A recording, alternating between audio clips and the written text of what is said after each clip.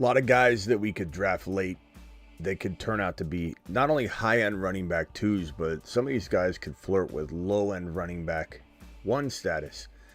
And if you're going to ignore any position, which is why I created the Hero RB video recently, it's probably that running back 2, because Walker's sitting there in round 6. Every player that I have listed here is a round 6 Underdog Fantasy ADP player and beyond.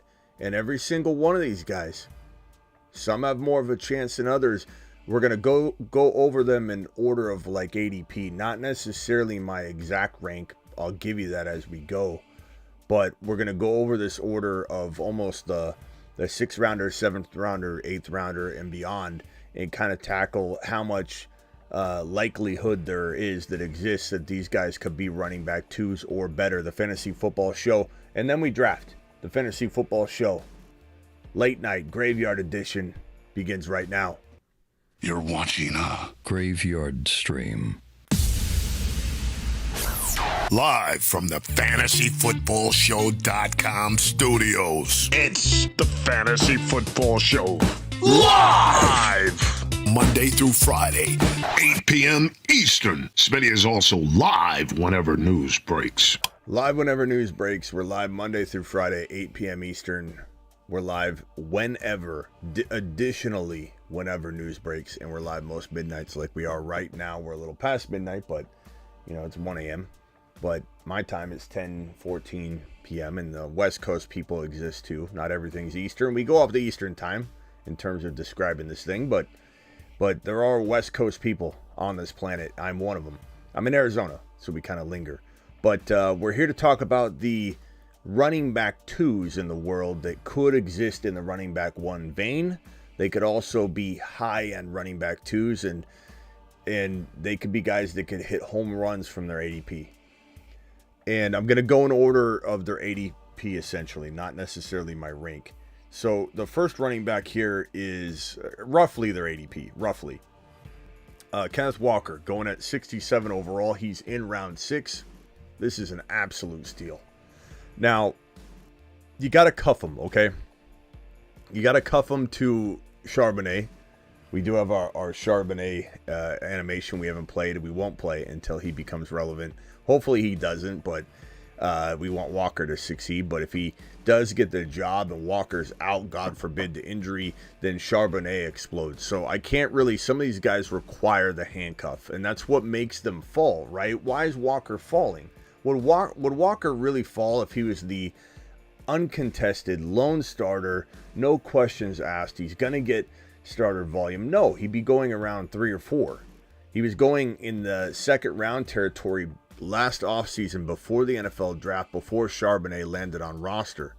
So the moment Charbonnet landed on roster, this guy Walker fell from round 2 all the way to round 5, 6, 7. He was a steal last year.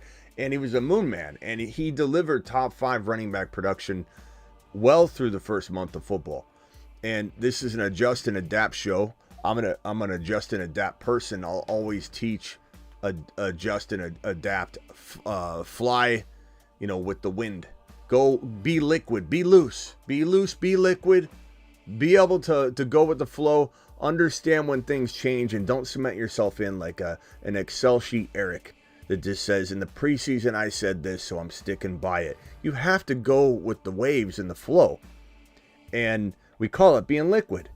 You got to be able to absorb the news that comes in, the injuries, the rises of other players on the roster, the falls, the coaching, all of that. And Walker with Charbonnet is near bulletproof to a degree at the cost of entry. 6th and 7th round ADP, and Charbonnet even further than that. The combo is in a sense bulletproof. The floor value of Walker and Charbonnet cuffed together is going to get you your value back almost guaranteed. And even if injury strikes, then even more so, right?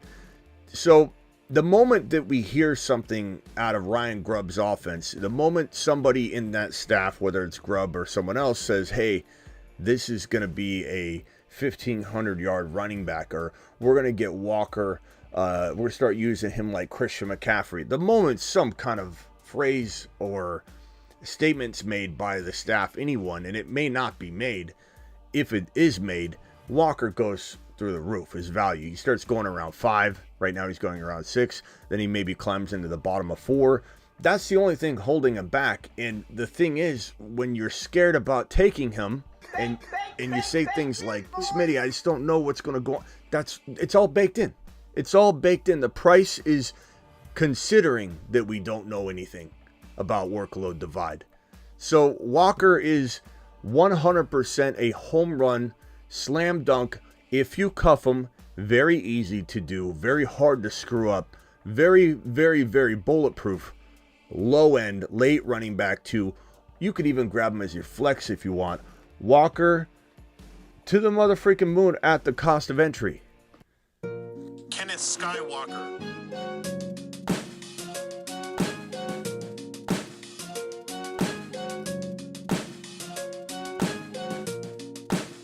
Kenneth Lightsaber Swinging Skywalker.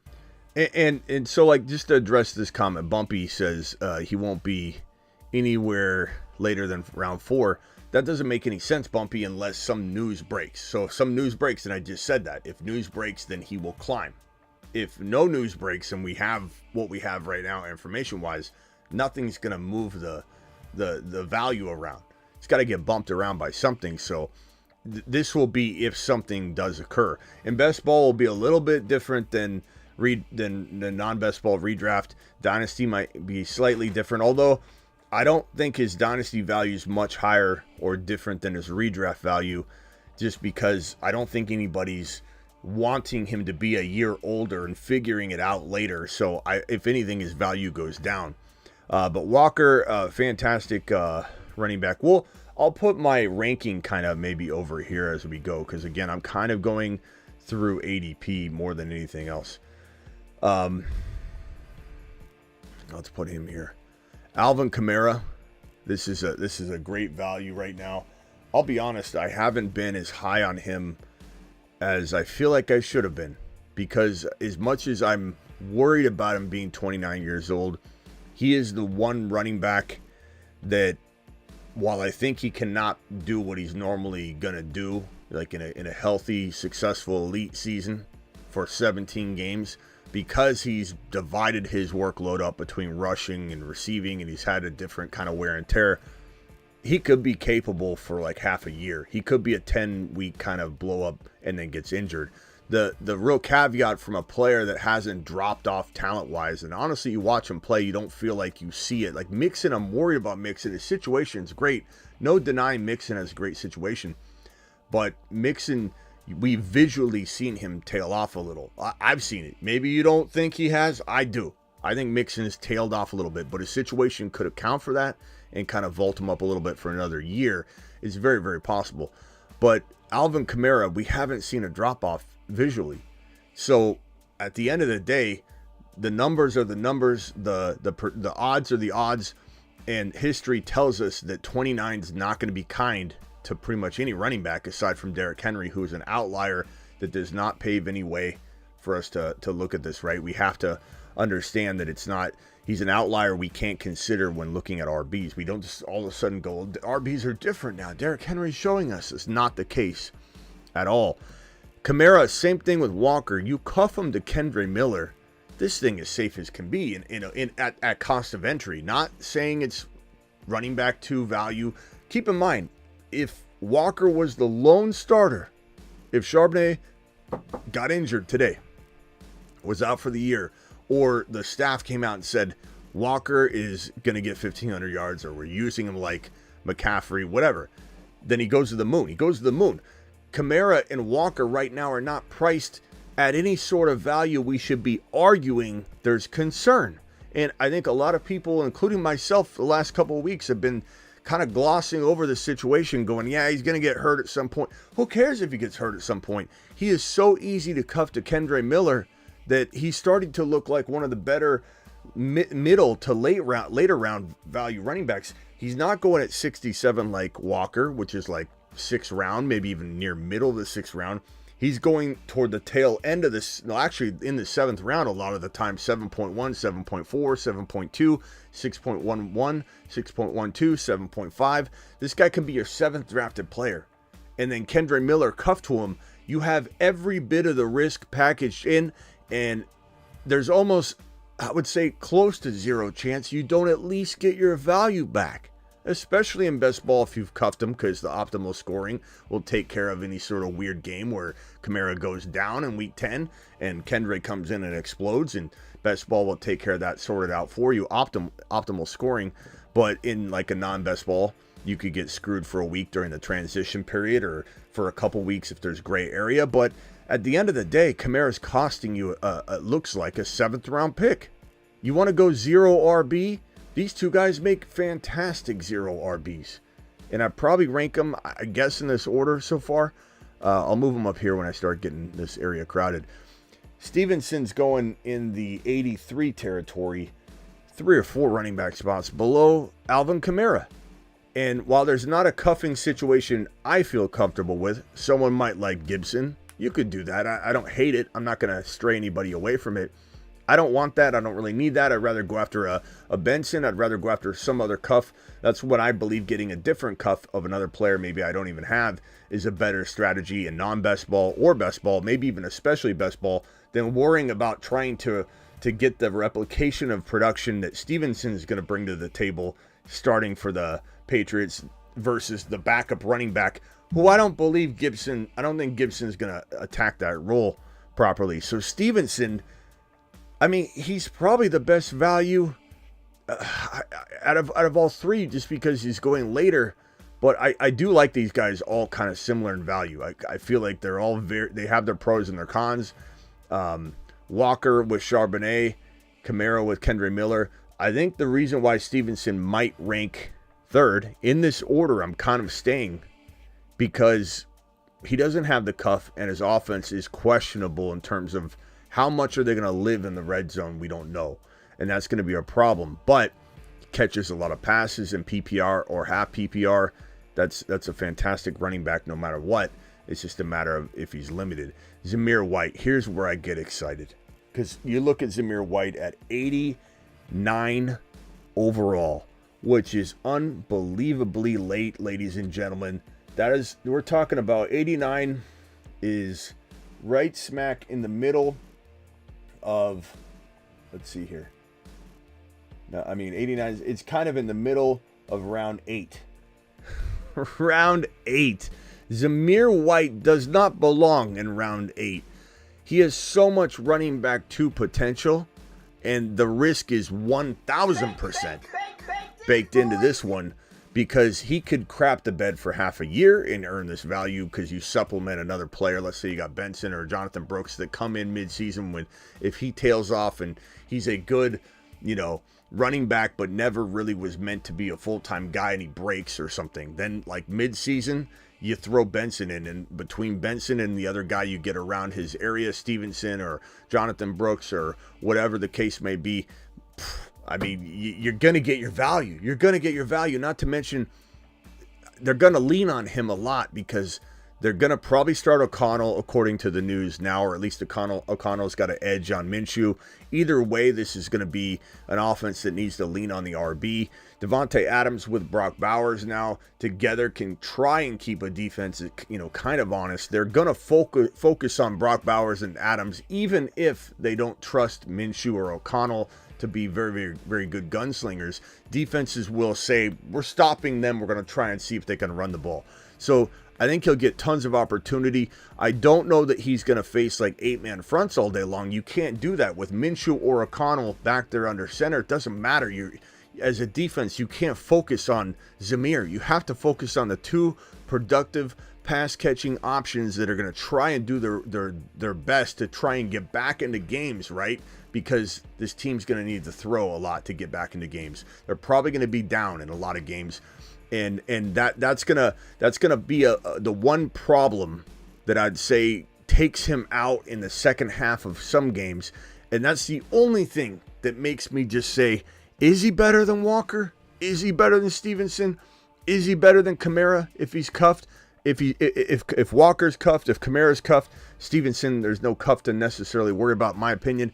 So like Zamir does have that. Okay, can he get game scripted out?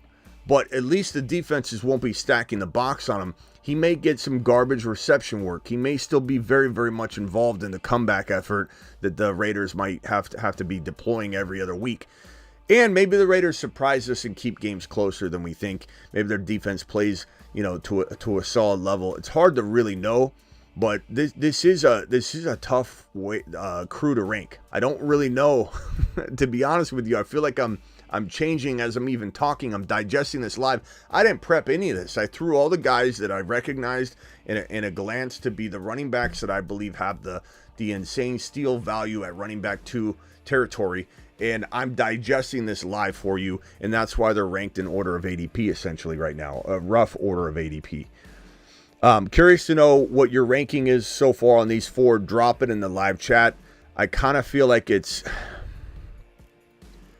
because I don't think these situations are cuffable to the degree that I'm spending the draft capital on Gibson, or I'm spending the draft capital. I'm going to go ahead and say I still feel like these 2 are safer. I think these 2 are definitely, if you've got a standalone shot, I'm not taking it because I don't have the cuff.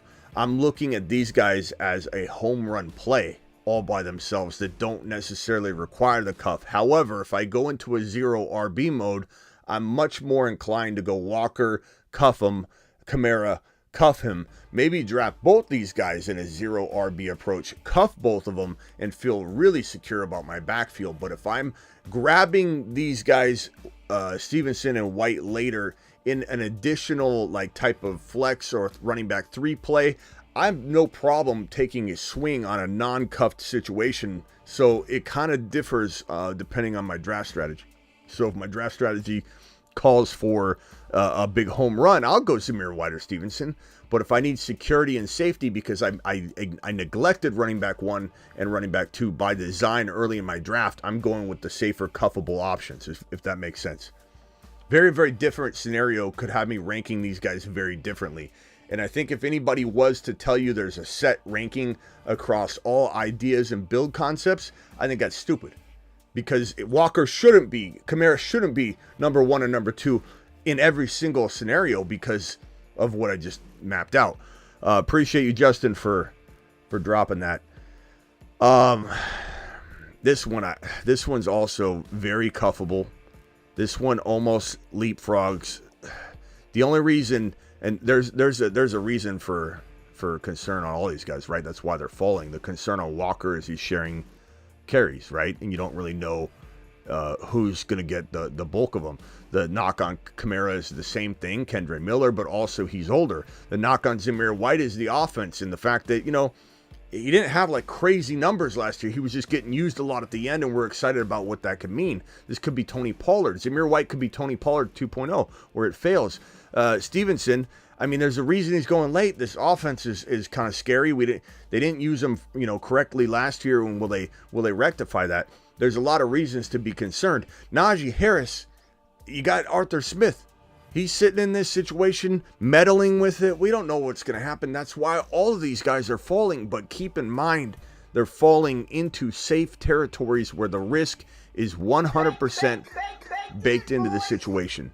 But I would venture to say that we're getting close to this being like a 3-way tie in one of those situations where I'm saying to myself, as much as I love Stevenson, as much as I love Zamir White, if I can cuff these 3 situations, these are the better situations overall with the cuff involved. Now, Warren by himself has standalone value, 100%. Harris has by himself standalone value, but these 2 guys are going very, very late together. Let's see here. Let me just real quickly. And then round 9, so 102. So we're looking at a potential value of Warren. Let me look at his ADP and re-pull it because I just got out of it. The ADP value on Warren is fantastic. It's later than Najee in some formats, and it's higher than Najee in other formats. It's kind of weird to see the 2 kind of switch in depending on the format. But Najee's got an 83 ADP, so you're talking about like 7 to 8, right? And you're seeing Stevenson in that territory as well. Najee's at 83. Brooks is at 87. Zamir White, DeAndre Swift, and then Jalen Warren's at 90. So Warren's in that 8, right near the beginning of 8 to the middle of round 8. And Najee you could get around 7. So you got to ask yourself, if you're wanting to draft, this cuff is probably a little bit tighter in terms of the capital you got to spend in a much shorter amount of time, where you have to reach at 7 to get Najee in order to get Warren in 8. And in some formats, both of them might go a little bit earlier. But dare I say that the cuff between these two feels like maybe the most secure. It just comes down to Arthur Smith, and how scary is that we gotta worry about Arthur Smith again. And he is in charge of the run, but does he have a full authority to do things that he did in Atlanta and ruin this situation? I don't know, but I do think that we're probably looking at Najee Harris getting a majority of the work, and if he gets hurt, Warren will explode and do great things. This is tough. This is almost a 3-way tie. This is almost one of those situations where at each turn I would have to look at this team and say, what's the build look like? Am I going for a home run? Do I need something safer? Do I like the Kamara Kendra Miller the most? Sometimes I feel like I do. Then I look at the Walker Charbonnet. I like Walker the most out of all of these players. The starters in these 3 cuff situations, the player I like the most standalone, if he just got all the work, and we don't know that he will, but if he did, it would be Walker over both these guys. Older player, could drop off. Harrison Warren, I don't trust Arthur. Walker, there's nothing really. If I had to say coaching, getting older and dropping off, injury, all that, if I had to say there's one where we really don't have any negatives, we're just awaiting the word on how the usage is going to be divided up, it would be the Seattle situation. We don't fully know how it's going to look, and I don't know that we're just assuming the worst, right? We're just in a holding pattern.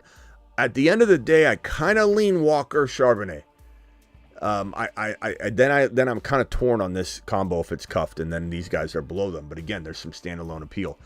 Zack Moss, this is interesting. I mean, there's scenarios where I say to myself, I almost want to just take a stab at him over all these guys in one draft.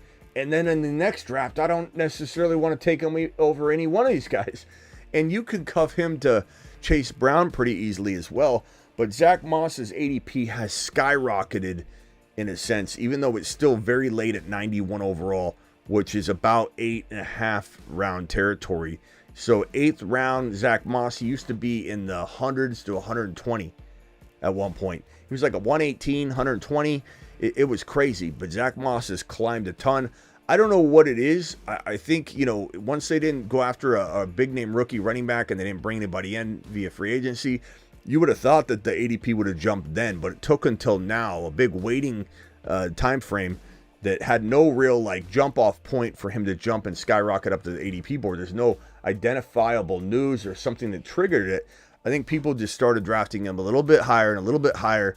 And then, people started saying, well, why are we not taking this guy, Zack Moss? He was pretty damn good last year in Indy, proven that Buffalo just ignores the running backs, which is a reason why I'm not as excited on James Cook as everybody else. I don't necessarily anticipate him to be this absolute breakout player that gets all the work. I do feel like Buffalo does this every time. They make us think they're going to lock down on one RB, and then they disappoint. So we've seen Zack Moss leave and become great in Indy. Now he goes to Cincinnati. I don't think he's going to a worse situation. We saw Mixon have great success in Cincinnati, so why can't Zack Moss?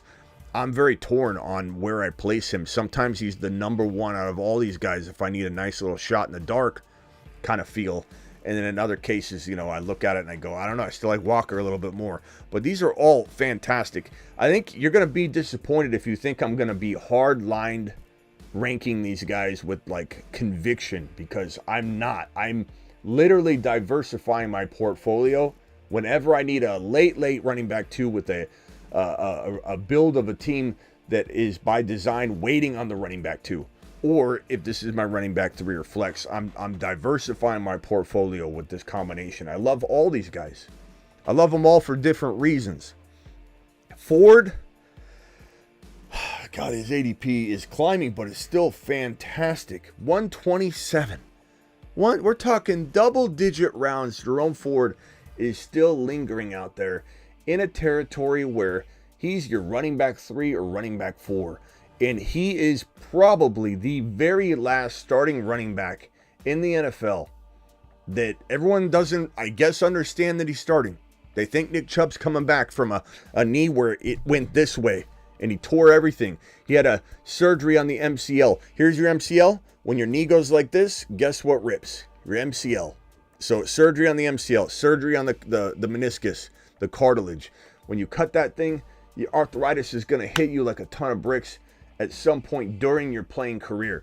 That means that Nick Chubb is going to be running one day and he can't cut anymore. The same thing that I predicted to happen with Todd Gurley, and everybody didn't see it coming. That was a year he still went in the first round. He climbed back down after I beat a drum on it, beat a dead horse on it for months. The no Todd Gurley, no Todd Gurley. Nobody really saw it coming. Coming off that Super Bowl, that weird scenario where they forgot to play him, and I'm like, guys, I see the drop-off. I saw it before the Super Bowl when he was used. There's massive drop-off. People were like, no, that was the arthritis that hit him like a ton of bricks, and this is going to happen to Nick Chubb. And I don't know if it'll happen this year. He's a tough guy. Hats off to Nick Chubb. Let's even give him a standing ovation because I don't want anybody to think I'm hating on Nick Chubb. He's so amazing for so many years in fantasy football. Mashed potatoes! Nick Chubb, seriously, Nick Chubb to the mother freaking moon. Nick Chubb to the mother freaking moon. But he is going to have an onset of arthritis that's going to hit him like a ton of bricks. There's no way he can deliver what I think some people are expecting him to deliver. So he had his surgery in the middle of the offseason, or in the middle of the season roughly, or somewhere near September, or maybe in the beginning of the season. Then he had his ACL surgery in November. So he waited it out. And then when someone tears their ACL, he had that surgery from the September timeframe, waited until November, had the ACL surgery. So he had 2 major knee injury surgeries. Having more surgeries is not it's not ideal, but they had to do it this way because his knee got completely destroyed. It went total right angle this way. Unbelievable.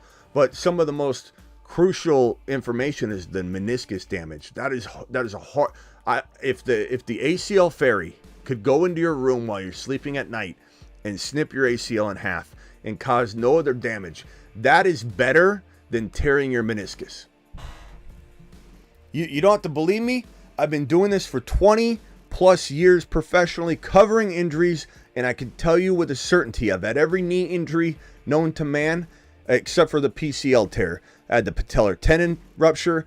I've had the ACL, the MCL, the LCL, the meniscus. I've had it all except for the PCL tear. And I can tell you this, the ACL tear is not the most damaging thing. What is damaging is how the ACL tear happens. What's the peripheral damage? What's the additional damage? You don't normally tear your ACL. Here's your ACL. You don't normally tear your ACL without tearing the MCL or the LCL on the outside, because look at your knee. When a helmet hits your knee, you're pulling. Where's my model? This will be better. If here's your MCL, right here. Here's your LCL, and your LCL goes all the way down your leg into, like, forks off kind of into your foot. And this MCL is really painful and thick right here. It takes so long to heal. And that's why they did the surgeries, I think, at different times.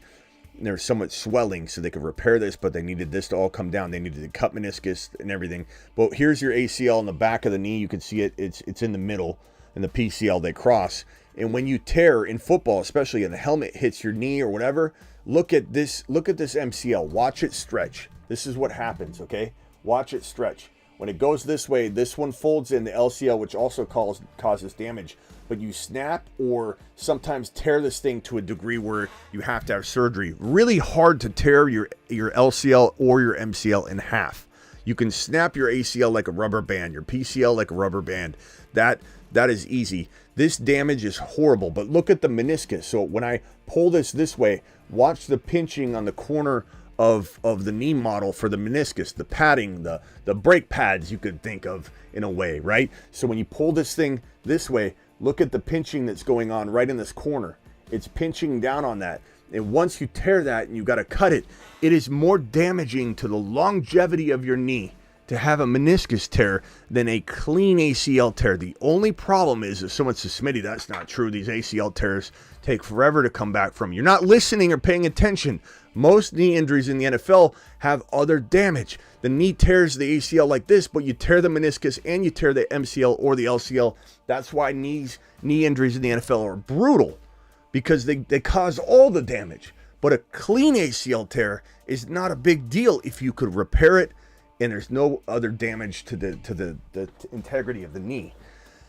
Soccer players can tear their ACL cleanly a lot more than an NFL player. An NFL player is taking a helmet to the side and that knee's breaking like that.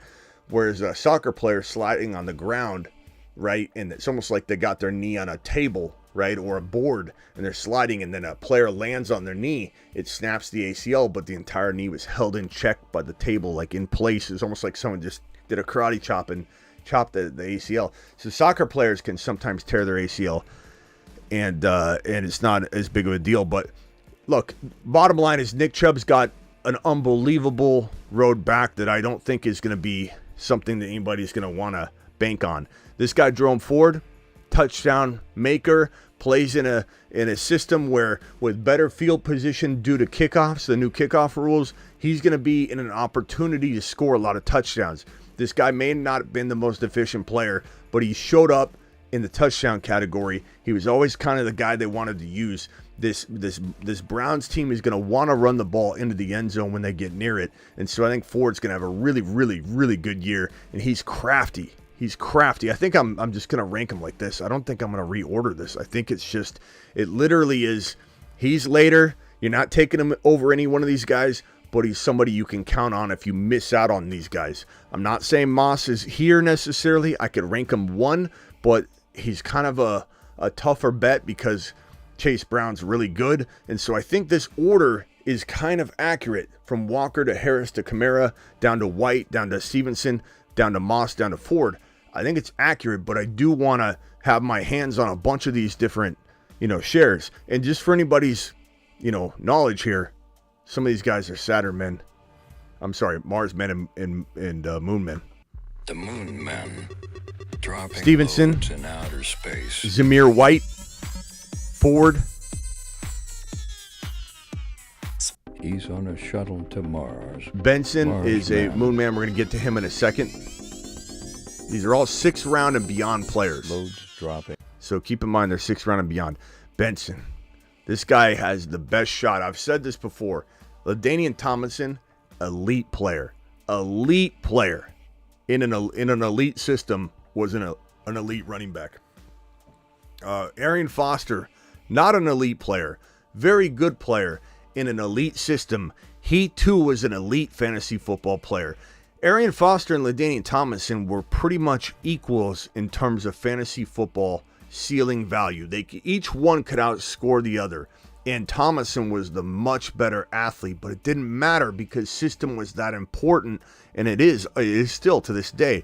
Benson, even if he's not Bijan, even if he's not Gibbs, he is as good as somebody that would go in the 12 to 14 overall range for running backs. And I like to think, I'm not saying Marshawn Lynch wasn't elite, but I'm just trying to give you a sense of a barometer of where the ADP value on Benson could be if he does grab a hold of the job and is as good as I think he can be.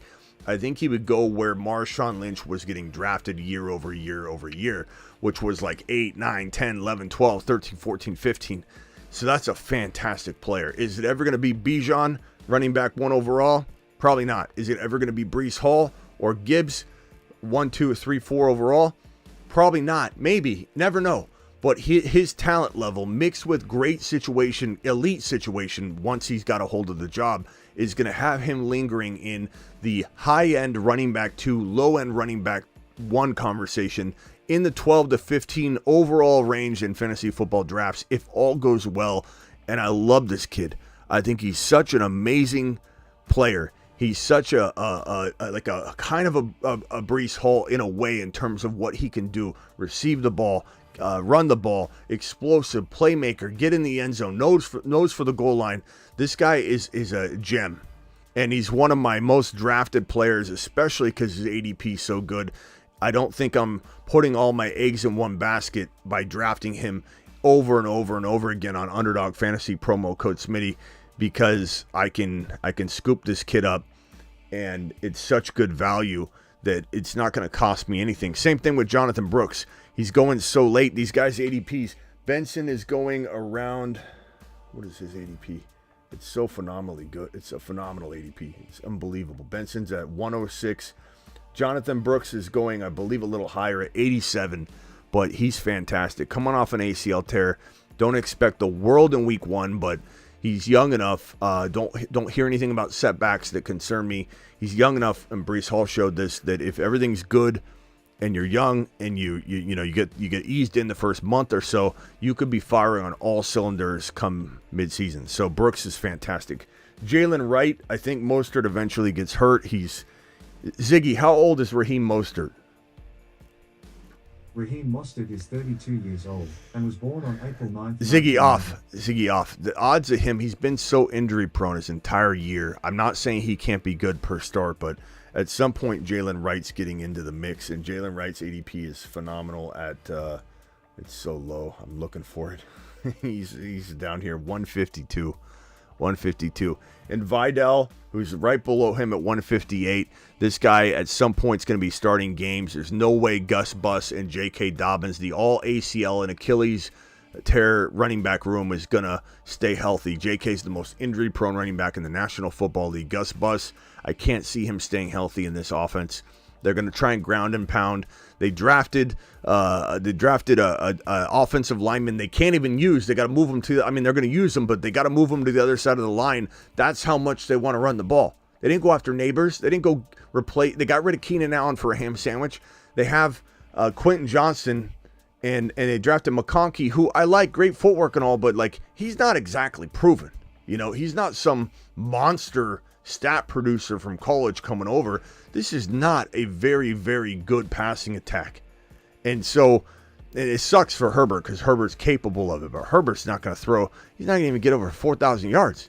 Like, this is not going to be a good year for Herbert. They're running the ball. This guy is the value. I want nothing to do with cuffing him. I just want standalone shares. This guy I do want to cuff to any of my HN or Mostert shares. In fact, I love drafting Mostert, HN, and Wright, because you can get all of them very cheaply. You can get the two cuffs, Wright and Mostert, very cheaply, and you can draft HN in round 2 or 3. Brooks, I love. Benson, I love. Standalone monsters. Ford, standalone monster. Love it. Zack Moss, standalone monster or good cuff to Chase Brown. No cuff. Love it, though. White, no cuff, but love it. You could say Gibson's a cuff. I'm just not on board. Walker, must cuff. Harris, must cuff. Kamara, must cuff. These are your sleeping giant late running backs that you can get from round 6 on that can help you win a league. If you're building a strategy that requires this kind of thinking, there you go. Phone lines are open. Call into the show. Call into the show.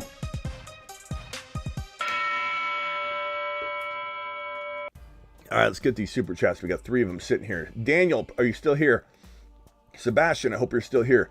Justin Rush, I hope you're still here. I'm sorry I didn't hit these. I was on a roll. I wanted to get through that. As a James Conner owner, should I worry, I think is what you mean to say, about Benson this year? Of course you should. You probably posted that before I got to Benson. So yeah, for everything I said. Just missed out on drafting Benson in our keeper league. Is James still good? He's still good, but they drafted Benson for a reason. And James Conner has a lot of injury risk to his name. He's also older. Ziggy, how old is James Conner? Ziggy, how old is James Conner? Come on, Ziggy. James Conner is 29 years old and was born on May 5th, 1995. Ziggy off. So, we talked about, 28 being that last year. Kamara's 29, and so there's a possibility of it, but I think mainly only for running backs that have in my opinion anyway. Running backs that are getting that split workload of receptions and rushes. And I'm not saying Connor doesn't catch passes, but he definitely is taking a brunt of the work up the gut. He's very injury prone. Benson's an absolute star in the making. Daniel, you better try and get Benson somehow. And he's pretty low value-wise because he's currently a backup, but obviously Dynasty people are going to value him higher. Zeus or Stevenson for the volume smash, the cuffs. I don't like cuffing either one though. So like I said, I'd rather grab a Ford. I'd rather grab a Benson with my Stevenson. I'd rather grab a Brooks or a Benson or maybe even a Wright with my Stevenson or White. But I hear you, Zeus is going to get volume. My only concern, again, with Zeus is that he gets game scripted out a little bit because I don't know if the Raiders will be, hardcore running the football in the second half over and over and over. But, again, Zeus could get a ton of receptions. We don't really know. He could be a safety blanket, safety mechanism, safety valve for Minshew or O'Connell. O'Connell currently has the edge on the job, by the way. Hamstrings are Biatch 2, Smitty to the moon. Appreciate you, Justin Rush. Hamstrings are a pain, and they usually follow an ACL tear. If the player's not ready to come back. So keep that in mind for anybody coming back from an ACL tear. Hamstrings are always a concern if a player rushes back and is not ready. But if, like in Breece Hall's case, when this is why I said Breece Hall's fine, and everyone's like, we'll wait a year. Okay, and we said what? Go ahead, wait a year. Circle back and tell us maybe you shouldn't have waited a year. Breece Hall running back 2. The reason we knew Breece Hall would be okay is all of the things we talk about on this show. Readiness. How young are you? ACL tear is a very different story. How much peripheral damage? How much other damage to the knee was there? Was it clean? Is there a lot of meniscus damage? Was there an MCL involved? There's all kinds of those things you got to look at. But if you have a clean ACL tear, relatively speaking, even if there's a little bit of other damage and they trim a little bit of the meniscus, if you're a young player, not behind schedule, ready to go, and you're not rushed into week 1, like Hall was not rushed. He was running, 22 miles per hour or whatever it was. He was not rushed into week 1. Barkley and J.K. Dobbins, their ACL years were very much being pushed into week 1. And I said, avoid them, both of them, at all costs. And they absolutely screwed everybody that drafted them. Their return year from ACL tears. And Matt's final super chat for the moment. Super chat, if you got it, I'll answer it right away. Got my 1 QB, 10-team rookie draft tomorrow. Any sleepers? 10-team rookie, 1 QB, Ricky Pearsall. I love Ricky Pearsall. I'm taking him at 2.1 if I have to. I'll take him earlier if I need to, but you don't need to. Love Jalen Wright, as we just talked about. Brock Bowers is getting undervalued for some reason. Benson falls between 5 and 10. Sometimes he's going at 9 and 10. I don't get that at all. JD5 is one of my favorite picks. I don't care if it's 1 QB or 2. You could obviously, you draft quarterbacks higher in a 2 QB, but you definitely can maybe make a maneuver at your QB spot if somebody's wanting your quarterback, and you can draft JD5. I took JD5 in a 1 QB dynasty, and I have Burrow, and I think JD5 is going to unseat Burrow very, very quick in fantasy. It doesn't mean I don't love Joe Burrow. It just means that fantasy-wise, JD5 is going to the freaking moon. Actually, he's going to Saturn. Strike that. I'm sorry. Let's get into a draft real quick. Travis is on the phone. Travis, appreciate you being here. Let's go over to the Underdog app. Promo code Smitty. Let me drop the link. It's pinned in the live chat, as is the Discord link, or the Patreon link. I keep saying that. We got rid of the Discord and created Patreon, which is magnificent. It's glorious. It's where everybody hangs out. 365 live chats. That link is in the live chat pinned, as well as this promo code Smitty. Click that link. Underdog will match your first deposit up to 50%, meaning you drop 100, they'll give you 50. The minimum is only $10 though, and they'll give you $5. And on that note, since you'll have 15 if you use code Smitty, by dropping the $10 minimum, they give you 5. Let's go into a weekly. We haven't done a weekly winner in a little while. So go to the draft tab at the bottom, go to the lobby, and swipe over about 4 or 5 times, something like that. Weekly winners, click the green button now. I'm going to wait about 5 or 6 seconds with the YouTube delay. If you're on the phone line like Travis, you're going to hit it when I hit it, because there's no delay with you and I talking. I'm going to hit the button now. And there's 5 more to start. And I'll prepare my screen so I can share it and put it on screen. I don't know if I'm going to go through the entire draft. I say this and I always do go through it, but it depends on how I'm feeling, because your boy's been busy today. right, let's see here. Travis, you're live. What's up? Yeah, so I know Moss has a good ADP, but I've been looking into him more, and I'm looking at his game log, and he had 4 good weeks, and that's it. He stunk once Richardson got hurt.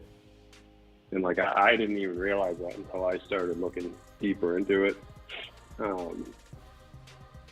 After, weeks, I think he played week 3 without him, and he was good. He carried the ball 30 times. But 445 yards. He's going to be a hard person to. He's going to be a hard person to evaluate, though, Travis, because JT was in and out. You know, and when JT came back, it wasn't like he lost the job right away because his Moss was so, or it wasn't like he got the job back right away because Moss was so good.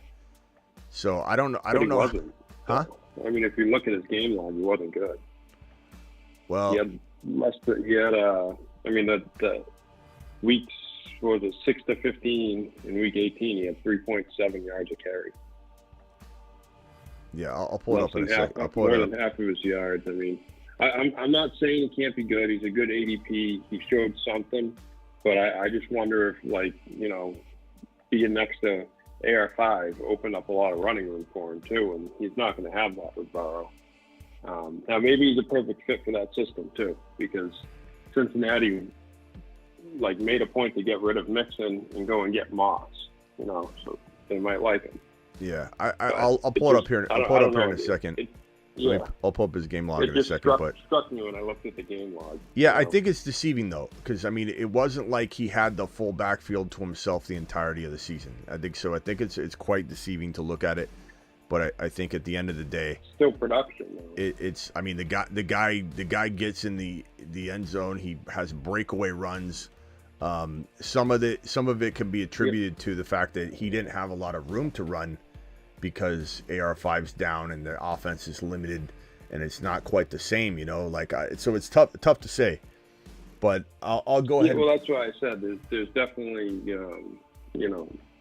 factors in this. But let me pull up the fantasy football running back data too and pull it up. But Sebastian, you're live on the phone as well. Are you in the one spot? Are you in the one spot, bro? Yeah, that's me. Okay. That's me. I saw Jamar Chase go, and I was like, that seems like Sebastian. I didn't even look at the name yet.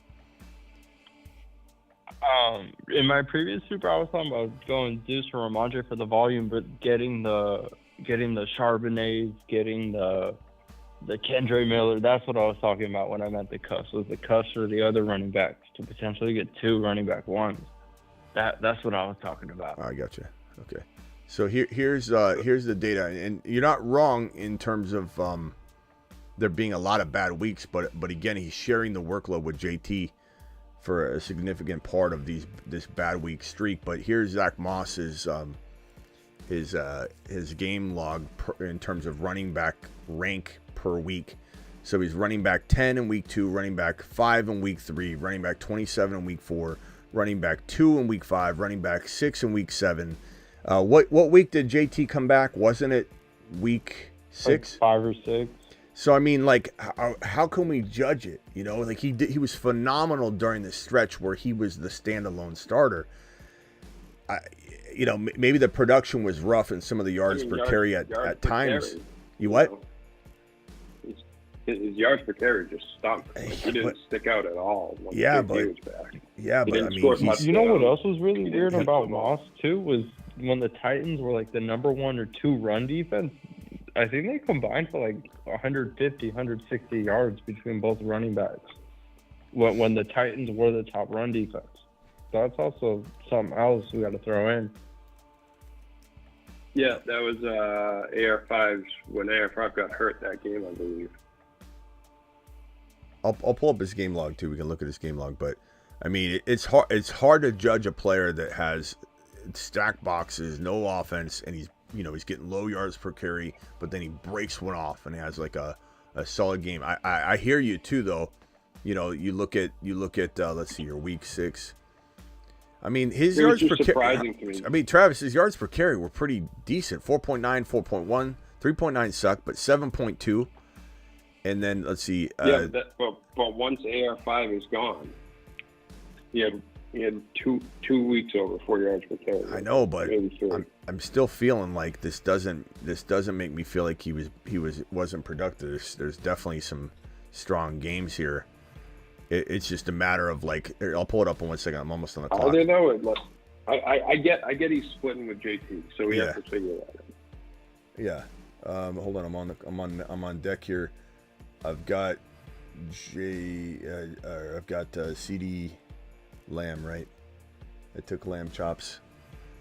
So RBs have been just gobbled up.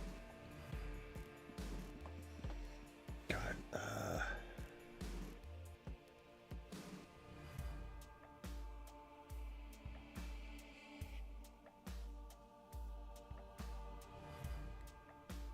I mean, what do you do? ETN's the top running back available, and I like him.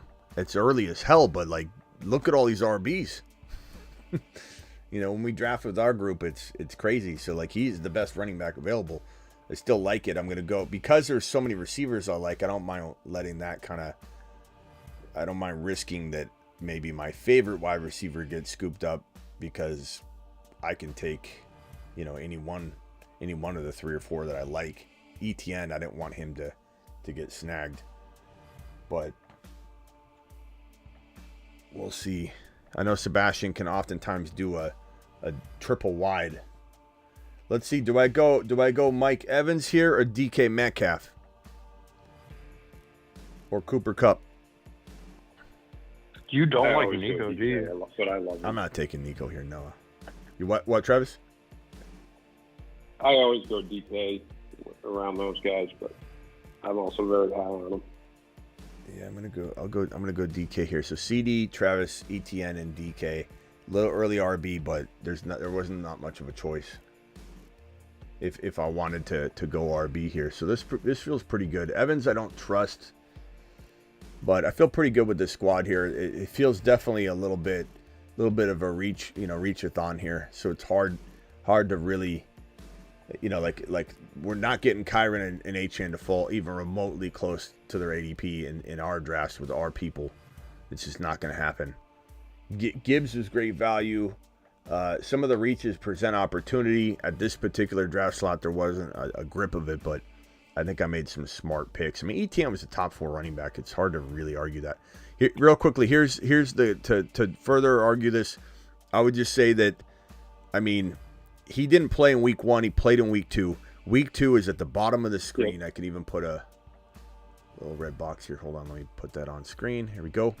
So in week number 2, he had 4.9 yards per carry. I know you're saying that has to do with AR5, but that's even more of a point of why I would say I'm not worried about the low yards per carry. With AR5, he did awesome. And so it's just understandable that things got worse for him. But he had 4.9 yards per carry at a touchdown, 122 yards in week 3, no touchdown running. That was without AR5. But he caught one. Just to know, week 3 AR5 was out. 23 yards receiving, 1 touchdown, looked great. 70 yards and 3.9 yards a carry. That wasn't the best game, but he still had good numbers. Next week 7.2 yards per carry, 165 yards, 2 touchdowns, 2 receptions, 30 yards. The next week he only got 7 carries. Not really his fault. He had a touchdown. He had 6 targets, 7 for 38 receiving. That's phenomenal. Next week, low yards per carry, 3.2. But, that's against Cleveland. And then the next week, he had 6.0 yards per carry, a touchdown, 66 yards. And then, JT's back at this point. I don't think that concerns me at all. I hear what you're saying, but I think it's all explainable. I just think once JT comes back, he just looks like a very pedestrian backup to me. Maybe, I don't know. I mean, you he could was. take his name off of it and put another guy's, like put Gus Edwards' name on that, and you'd say Gus Edwards stinks. I think like if Gus Edwards was a backup with those numbers. I don't know. I hear what you're saying, but I don't know. I don't know that I'm necessarily there. I mean that's fine too. Like I said, it's fine to have different opinions for sure, and I could be wrong, but I think he benefited a ton from the fact that AR5 came in and blew the league away, and there was all types of room for him to run. Yeah, I mean, but Joe Burrow and Chase and all that, that's going to, I mean, it's all kind of relative. You know, he's going to, you go somewhere with weapons and you're going to have opportunities that are nice and wide open, but like you can't, I don't think it's truly fair to, and again, I'm fine with your different opinion on it, but I don't think it's truly fair to judge him when the offense was a lot harder to churn out yardage. But like even against this Titans matchup here, as we were talking earlier, 165-2 without AR5, a touchdown the very next week, and then a touchdown a week in between with no touchdown, but then a touchdown the next week, and then JT's back, and then everything from that point on. I'm not judging him for being a backup or getting backup carries. I don't care how he looked. It's, you know, sometimes the change of pace work can benefit the change of pace back because the defense is expecting a pass, and so they don't necessarily plan for the run. But in this case, they knew Moss was good, so whenever Moss was in there, I don't think they were changing things up and going, oh, this is a passing play. They're probably going, look, Moss is just as good as JT. Let's shut him down. I feel good looking at that log. I was expecting when you said that to think, oh my God, this is going to look bad. I thought it looked pretty good. I think once JT was back, there's the expectation. Under 4 yards of carry is bad. The expectation for me goes out the window once JT's back in the lineup, because he's not getting starter work necessarily. He did in the transition period, but that 100-yard game was that 100-yard game with JT, right? I think it was. I believe JT, it was his first game back. I believe. I think he got 6 carries and left the game. I think it was. Yeah, I feel pretty good about the game log, but I mean it's okay to differ on it. The other thing I worry about with him is that if Chase Brown's pass protection has gotten any better, I think Chase Brown runs him off the field. I think this. I do want my honest opinion, and this is okay, Travis. It's so fine, but I think you're a huge Chase Brown guy, so I think that's bleeding through a little bit. But I have in 35 drafts, I have him in 3. Well, you should have him more because you're a big Chase Brown guy. But it's okay to be. I mean, look, I'm a big Benson guy, so I'm gonna have a little bit of Benson bias toward Connor. Just fine. I'm just a Chase Brown guy over Moss. I'm just not a big Moss guy. I mean, here's an argument against in the same avenue of what we're doing here.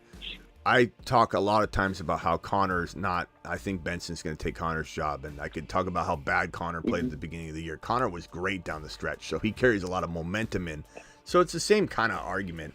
Like Ford had tons of momentum, played amazingly at certain spots, and then when JT was back, he didn't play well. AR5 wasn't there. Very explainable, but I think they both have different momentum. Connor, and I'm against Connor, not against Connor, but I'm very much excited about. Look at the snipage going on here. There's no, I mean, couldn't we have let someone fall?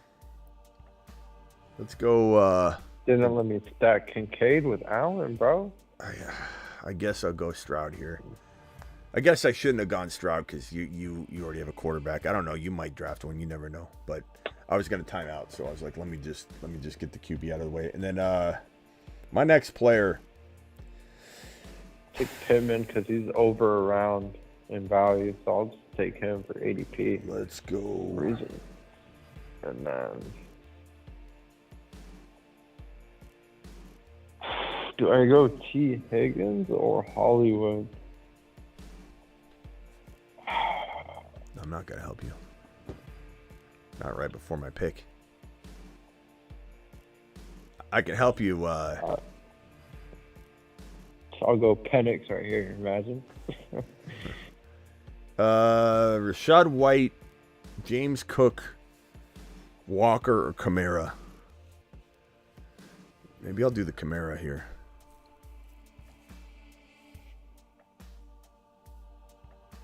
And keep in mind this is weeklies, so Kamara's injury risk isn't as big of a concern. I'm going to go Kamara here in hopes that I get like a monster month and a half out of him. So ETN and Kamara, explosive enough. DK and CD, Stroud. Not my favorite team. We're in Snipe City, but I'll admit this doesn't feel like this isn't my favorite team. Okay. Smitty, can I ask you a quick question? Go ahead. It was this was a high stakes draft, and this was in round 4.9. The first receiver was Amari Cooper, and then it dropped down to Keenan Allen, Jaden Reed, Ridley after that. In between that, I'll read you just the 6 guys in between it. It was Kelsey, Etienne, McBride, Pacheco, Mahomes, Andrews. Was it good that I went Cooper right there because I'll have one of those guys available in the next turn because I did pick at the 4.9? Say the last part again. Who was available? You said Kelsey was available? Kelsey, Etienne, McBride, Pacheco, Mahomes, Andrews, and then the next best receiver was Keenan Allen if I didn't go Amari Cooper. I would never take Amari Cooper over Mahomes, bro. Or even though he might come back to me? I mean he could, but it depends how many picks there are. I mean, Amari Cooper is not somebody I love anyway. So like I'm almost tempted to say that there's a receiver down below him that I like more. But that's me. If you love Amari Cooper, draft Amari Cooper. I'm not going to try and sway you away from it, but I'm just not huge on him. He's good. He's fine. But like I'm not passing on a quarterback that can be the number 1, number 2, or number 3 quarterback and number 1, number 2, or number 3 overall scorer in almost any format. I know quarterbacks score more, but I'm just saying like that's a big weapon to get. And Amari Cooper, Jaden Reed, Christian Watson, like I'd much rather have that type of wide receiver later with Mahomes than going Amari Cooper and getting a lesser quarterback in the apples for apples comparison. Cool, yeah, because me and Travis were debating about it, and it was high stakes. I'm like, I just gotta, because I mean, Jaden Daniels was one of my guys. You can get him too, though. I mean, get him. Yeah, I was. Or I would have probably went Kelsey. Name him again: Kelsey, Mahomes. Who else? Seemed like a lot of good. There were a lot of good players right there. That's why it was such a hard choice. It was from top to bottom. It was Kelsey, Etienne, McBride, Pacheco, Mahomes, Andrews, Jacobs, and Kincaid. Bro, but Amari Cooper was the only receiver I liked. I like almost every one of those guys over Amari Cooper. But that's me. That's me. I could be wrong on it. The only reason why I went Cooper was because I was the end of that round. I know, but that doesn't change anything. Remember that's what I was telling you though, Sebastian. Was that like I could tell when we were talking about it. Your gut was telling you to take Cooper, and like on top of it, your heart was set on Cooper. So like, if you felt that was right for your build, you should have taken Cooper, in my opinion, anyway. Because you lined up for me what you thought you could do, you know. Yeah, because I think Kincaid, Jacobs, Mahomes, or McBride, they're gonna fall. I mean, only 6 of them can get drafted. Yeah, but again, I give me. I don't know. I don't think it's gonna end up like, in my opinion, because I don't like Cooper. I think I'd rather have another player with that fallen player. Like you could have Mahomes and McBride. Like if what you're saying is true, one of them is gonna fall. I got McBride or Mahomes instead of Cooper, and now I'm gonna get another one of the players you just named. So I'm like smashing the hell out of those 2 picks. I just don't think Cooper is. You're in my opinion, and I could be wrong on Cooper. He's obviously proven me wrong before. I'll at least admit that. Like there's definitely been Amari Cooper. There's been years where Amari Cooper has very much outperformed my expectation, but there's also been years where I predicted him not to do well, and he hasn't. Like he's one of those guys that hasn't always been there for I think fantasy owners. He's kind of one of those guys that's burned people before, but I feel like you're drafting a position and not a player, because what you're describing to me, you're worried about Keenan Allen, you're worried about this, you're worried about that. You didn't take, in my opinion, the best player available, and there were 5 or 6 players better than Amari Cooper, and you drafted position. I still think you do that a lot, and that's okay if that's your style, but it's not mine. I'll never draft a position over a player, ever. And Cooper wasn't even the 7th or 8th ranked player for me.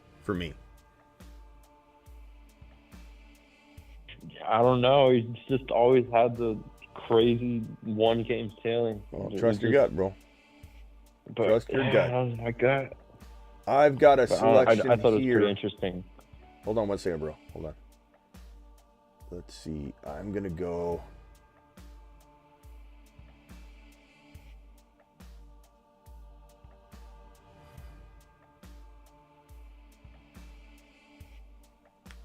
goes Zamir.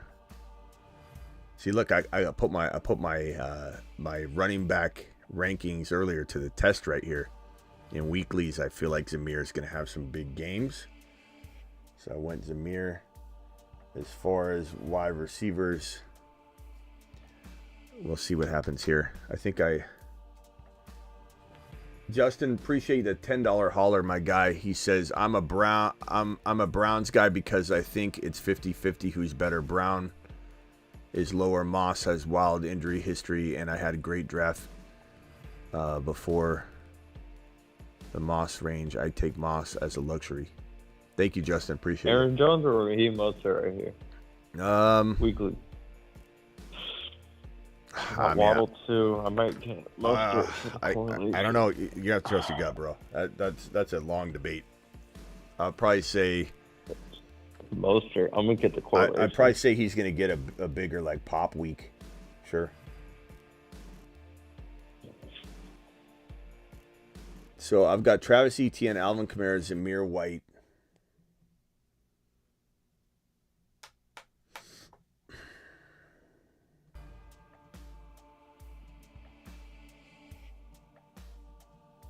It's a little crazy, but I'm going to go Jaden Daniels. I'm going to go bully.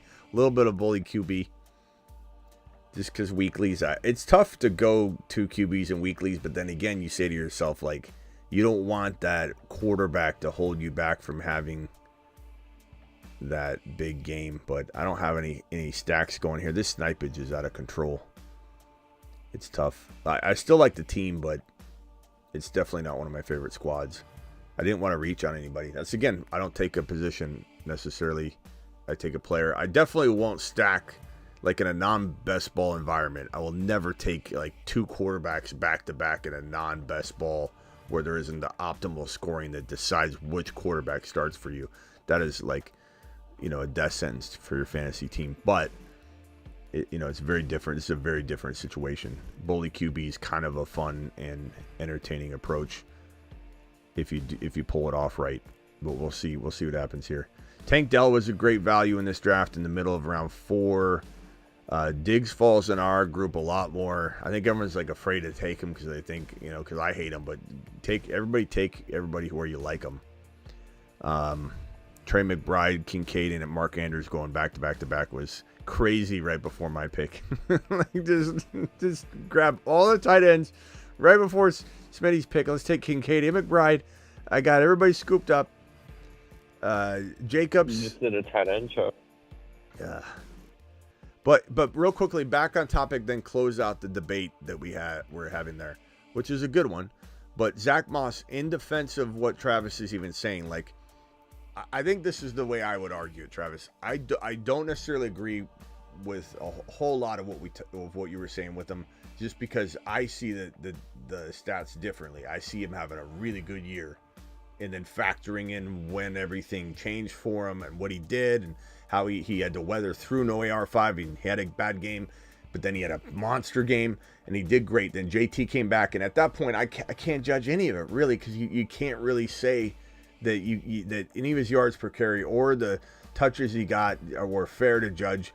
But I will say this. The argument, I think, to make is Chase Brown just better? And there is that possibility. I don't think Moss is bad at all. I think Moss is really good, but there is a chance that Chase Brown is just better. Like, he's a good player. So in that sense, I'm not necessarily like, I think it's a risk that's why he doesn't rank higher than Walker and Harris and Kamara and White and Stevenson, and he ranks more along the lines of Ford and Moss and Benson and Brooks, which are much bigger question marks. These 4 are very, very questionable if you were counting on them. So that's why he's here. Chase Brown is an equal threat to his job, whereas Charbonnet's not, but he's a great cuff, and he would be equal if he got thrusted into the lineup. Warren's not a threat to Harris's job right now. Could change. Kendre Miller's not taking Kamara's job unless Kamara gets hurt or shows huge decline, which he could. White doesn't really have anybody that's going to take his job. Stevenson, same thing. And so it's like, that's why Moss is very risky. He also doesn't have the NFL resume of this has been a dominant starter. He kind of comes into this year in Cincinnati with the Mostert resume that he brought to Miami. Like, what have you done? Not a whole lot consistently, have you? So, like, Moss doesn't have, like, a lockdown starting job. Chase Brown could say, I was here first. You know, you could get injured, and I'm not gonna, you know, relinquish your job. So I think there's a nice argument to be made for Chase Brown. Just because I like what Zack Moss did doesn't mean I don't necessarily disagree. I agree with you on Chase Brown. I like him a lot. I worry about, and again, most have showed that this can mean nothing too. It seems like Zack Moss gets banged up a decent amount too, even when he wasn't playing like a ton with the Bills. He was banged up here and there, and but I also could see Zack Moss being a really good fit for that offense because, like, as far as we just thought Mixon was just going to just, you know, as he's gotten older, he's become, you know, a little bit of a plotter, and Mixon's just going to plot along for the next 5 years on different teams probably. And so, you know, if Moss is a little more explosive, and from what I understand, their biggest concern right now is pass protection. They want a good back, but they want someone who can be good in pass protection. Chase Brown was very poor at that last year. And that's one of their biggest concerns with Chase Brown, is that if he doesn't fix that, he's not going to be a full-time back ever. I'm going to go JSN here. So I got, as wide receivers, DK and JSN's an interesting weeklies kind of strategy, I think. CD Lamb, Stroud, Kamara, Zamir, ETN. Kind of an interesting build. Again, not my favorite team. I definitely don't feel like this smashed. I really think Grubb. Kind of debating Eckler right here to just go with the double veteran PPR RB. I don't know. I got Eckler, and then I got Justin. Rice isn't horrible in weekly. Justin, you're live. What's up, man? I'm sorry, bro. I forgot you were there. You can speak up if I ever do that. Just say, hey, I'm still here. What's up? No, good conversation. I appreciated it being a little bit above, a little bit before the live stream. I was like, I forgot I was even on the phone. I thought I was still watching the YouTube. That's funny. But I wanted to know your opinion on bully tight end this year, because this year especially, I love bully tight ends. And I'll give you an example why. So I'm doing a best ball draft right now, and a lot of people's argument against bully tight end is, oh, you take those assets, you take an asset like tight end so early, it messes up like the way your team is sculpted, right? So this is my team top to bottom. Dak Prescott, I picked him at ADP, pick 94. Jordan Love, picked him around ADP. This is one QB. This is just best ball. Like, this is just best ball mania. Okay, mania. Go ahead. Okay, so one QB. Go ahead. Say it again. Dak, Jordan Love, and then who else? I got Dak, Jordan Love, Kyron Williams, Jonathan Brooks, Jamar Chase, Nico Collins, Terry McLaurin, Mark Andrews, and George Kittle. Like, people are so against bully tight end, but, like, I think that lineup is almost as good as if, like, someone only went one tight end early. Say it one more time, bro. Dak Prescott, Jordan Love, Kyron Williams, Jonathan Brooks, Jamar Chase, Nico Collins, Terry McLaurin. As we were talking, I just drafted Adonai Mitchell, Mark Andrews, George Kittle. Yeah, that's fine. I think that's a good team. I think Dak, Kyron, Brooks, Chase, Nico, Terry, Scary Terry, and then you said Kittle, and then who's your other tight end? I'm sorry, Kittle and who? Mark Andrews. Andrews. Yeah. So I think that what you're trying to argue makes sense. Dak, Kyron, Brooks, Chase, Nico, Terry, Kittle, Andrews. Make sure you have a good running back for if Brooks doesn't do anything right away, like Ford would be good, etc. But the thing about it is, like, the lay of the land. What draft slot do you have? You know, when you come back around to get let's say like Nico, for example, your wide receiver 2, or you come back around to get, once you take that second quarterback, you still get Dak and don't get left with someone lesser. Like, you try this approach every time, there will be some bad teams. And I think every strategy could be talked about like that. So I don't think you made a mistake at all. I think this team fell perfectly for you, but there are certain scenarios where if you did this, it would screw you, but it didn't with this team. And if you were to get a different player here, maybe you have a better shot with that cluster of talent, but this might be what has you the difference maker that week. And especially the case in like weeklies or something, when we went over those weekly teams that Harrison won with, one of our followers here, his team, there wasn't one player that didn't belong in the lineup. It seemed like he had nothing but studs in there. There was one player, it was Gabe Davis, I think. Everybody else was like a big name player. So, I don't necessarily think I think sometimes people, especially in weeklies, this is Best Ball Mania, but I guess I'm turning this into a weeklies conversation real quick. But if you're doing the weeklies, because we're drafting weeklies right now, and you did something similar to this, because we saw him win 30K without needing to use his bench players, and because he almost won 30K again off of another lineup that also didn't really use his bench players, this can make sense in weeklies even more so than in Best Ball Mania, just because you're counting on the big names you're drafting to explode. And then if you can get some sort of like, especially at quarterback, so Dak, and let's say you had JD5, for example, and Andrews and Kittle, that scenario there gives you the firepower with these two positions, and you're counting on your big name studs to come together and blow up in the same week. But as far as Best Ball Mania, I think it just depends on how does everything fall. And at the end of the day, sometimes I do a bully tight end approach and I get crushed, and my team it's not deep. And other times they do a bully quarterback approach, and it just so happens the player I wanted to take where I took, like, let's say JD5, was still available, and the player I wanted to take the next pick was still available, right? And so you ended up like kicking the player down the road, and they're still there, and it ended up being okay.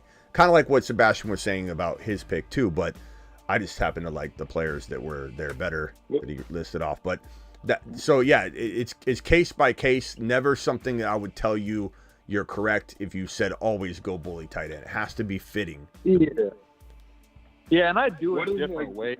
Like, there's times where I go like 3 tight ends at the end, because I like a lot of those guys at the end. Like, I like Hunter Henry at the end. I like who's the Saints tight end that just got hurt? Javonte Williams. I like at the end. I like Chiggy a lot. I love Chiggy. I even like guys like Jamo and Mike Gesicki, because like they're on teams that do throw a lot of TDs. So, I hear you, bro. So, like, what would be like the definition of bully tight end? Like, is it just making sure like you get two like of the top tight ends? To me, it's like Ingram or higher.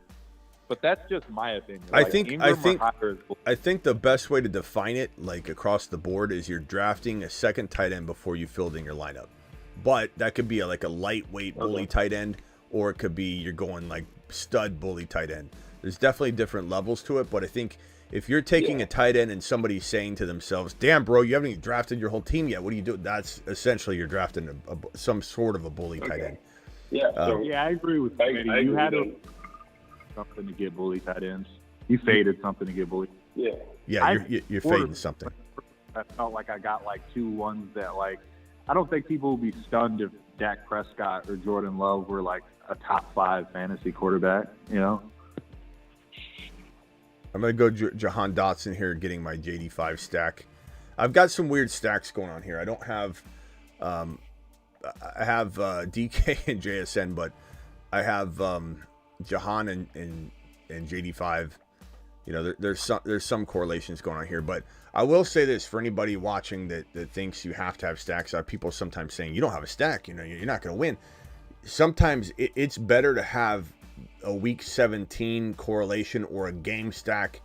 You could have game stack players without having any sort of team stack, and that could be in some ways your stack and be more valuable than having 2 players on the same team. Meaning, like I've got Buffalo versus the Jets. So if you have Garrett Wilson and Josh Allen, but you don't have any sort of stack, that is a stack that you have in week 17. And you don't necessarily have to do everything. You're trying to fit it in with best player available. You should not be forcing stacks. If, like, for example, Jalen Hurts, I'd rather have Jalen Hurts and CeeDee Lamb than Jalen Hurts and A.J. Brown. Obviously, most people would say that, but I'm just saying the correlation part means nothing to me if I'm getting the player I believe will be consistent more week in and week out. And on top of that, they play each other in week 17. So essentially, CeeDee Lamb and Jalen Hurts are a stack. And they're as valuable as a Dak Prescott Lamb stack. They're more valuable. And they play each other. So that stack is super important. More important than actually being on the same team, in my opinion, for week 17 anyway. But there's all kinds of ways to look at it. Trying to do everything at once is tough for somebody that's just getting into best ball. You start to learn how to chew 8 pieces of gum and walk 8 different ways at the same time. But you have to start just drafting and getting versed in it before you can start, accounting for all these different things. But the game stack sometimes, in my opinion, is more vital. The only problem with that is game stacks. So you're talking about week 17, Dallas versus Philly. If you had players in that matchup, that doesn't help you get into the finals. You have to get into the finals yourself, and then once you're in week 17, the stack you've drafted for is there for you to use and then smash people with it. So that's kind of the thinking, right? The game stack is not something that helps you get anywhere. You're just hoping your skills get you to that point so that your game stack that you drafted for is now available to unleash. But I just want to clear that up, because a lot of people will tell me, oh, you didn't stack anything. You don't need to stack anything. You don't need to stack anything. Are the odds better of you potentially advancing? Not even always yes. It depends on the situation. Not to mention, you could have just game stacks and have a better shot. Like, people are wild with this stuff. It's just ridiculous. We talk about this every day, but it's just crazy to me. Yeah.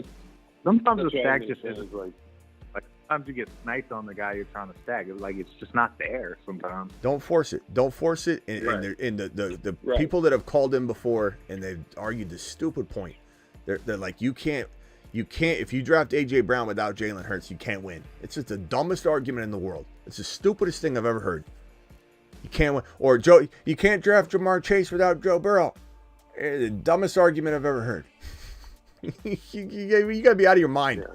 You got to be out of your mind. Jalen Hurts is going to help you, especially if you look at last year's data, way more than Joe Burrow did. He got hurt. And number 2, even if Joe Burrow played, Jalen Hurts was a top 6 quarterback 11 times.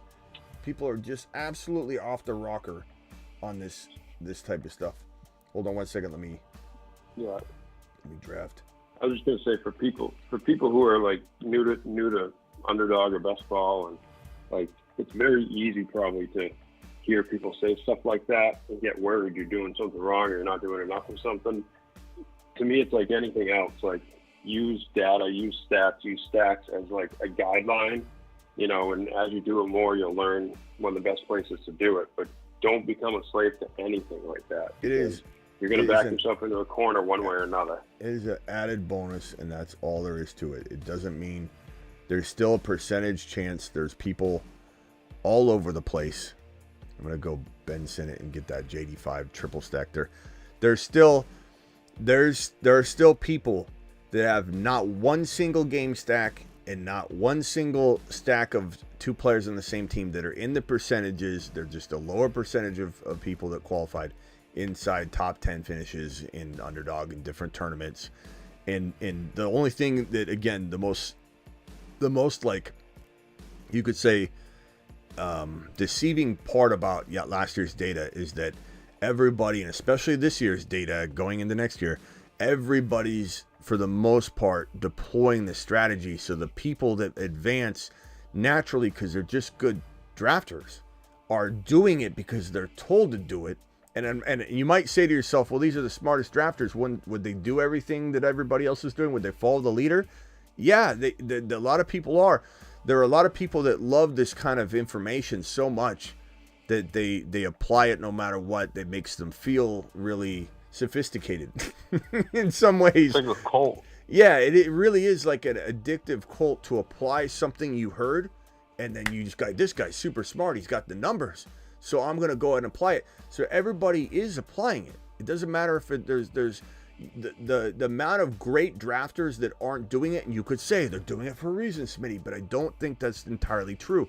The amount of great drafters trying to go robust RB are a smaller proportion of good drafters. So the data looks awful. But the guy that won Best Ball Mania, not this last year, but the year prior, went running back. But the data wasn't necessarily overwhelming that was a good top 10 finishing strategy. It's funny. I swear to you, if you took some of the best ball drafters and said draft running back heavy in the first 5 rounds, they would still, the percentages of those people would still be advancing to the finals. Not saying that any one of those teams could win it, but you would see that data look just as skewed if you funneled everybody toward that plan. It's everybody's also consuming all the wide receivers earlier. So people like me that are a little more apt to go running back, or running back wide receiver, or balanced approach throughout, we're going to have probably more drafts where we say, damn it, it got a little thin at wide receiver. And that particular draft I did do bad in. But there are going to be the drafts where you're driving so much against traffic, you're going to get values that you shouldn't get. And if your draft spot lines up perfectly for it, you're going to get receivers that at the end of the day you shouldn't have got. And with the running backs and quarterback and tight end builds that you put in place there, you're going to have a team that shouldn't really have happened. Like, that's going to be the goal. In any draft, best ball, non-best ball, dynasty, redraft, IDP, doesn't matter. If your goal should be to walk out of your draft with somebody or everybody saying, how did you draft that? Like, in hindsight, especially, maybe not right out of the gate, but at the end of the year, if you've got Puka and Kyron on your team, let's say, and you've got all these other monsters, you're going to have somebody going, holy crap, how the hell did you draft that? That's your goal. Your goal isn't to be a slave to the data and go wide receiver, because everybody says that's the best chance of getting in. Well, you got to pick the right wide receivers, number one. Like, just because you're going wide receiver doesn't mean shit. And number two, because everybody's, you could look at this data in the other direction and say, because everybody's deploying this strategy, maybe 9 to 10 people out of all the 12 in a draft, like, there are a lot of people failing with wide receiver. The wide receiver heavy teams. Has anybody put this data inside out and said, look how many people don't advance? the extra percentage of people that went wide receiver that didn't advance was far greater than the numbers of people that didn't advance. Like, and everyone's gonna say, well, that's because more did it. But I'm just saying, this is not something that is applicable without like any sort of best player available, tendency to mix into it. You've got to mix that in. You cannot just keep going with this, oh, this did it, so I'm going to repeat it. It's different player pools, it's deeper wide receiver and tight end and quarterback pools and running back pools than we've ever seen before. Usually there's not this deep of a pool across the board. It's insane this year. It's absolutely wild how talented all of the positions are. I think the data is going to change a lot this year because of how deep positions are. It's a lot harder to predict what's going to happen this year, I think. I honestly think it could be argued that, like, for like a stretch of the draft, all the running backs are like one round late. Like, I feel like from around like round 3 to like maybe like at least like round 6 or 7, like all the running backs are like around. Like, I think Derrick Henry and Kyron Williams, who are starting to be like round 3 running backs, and even like Devon Chain, who's starting to kind of be a round 3 running back. Like, those guys should probably be like a round 2 running back. Rashad White feels like a guy that should probably go around earlier than he's going. I don't know how much people like Jonathan Brooks, Rhamondre Stevenson, Raheem Mostert, but like those guys have a lot of explosiveness. They could be argued that they're going around later than they really should be going. It depends what everyone's flavor of ice cream is, but Thanks, Sig Nasty, for the super chat. Yeah, I agree with you. That's why I go on running back so often, because the value is just crazy. As far as rookie rankings, I mean,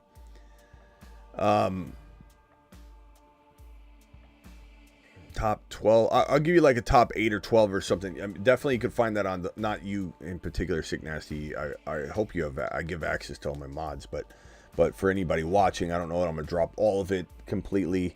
But I would say that, you know, at the end of the day, it's, you know, you got. Am I on the right screen?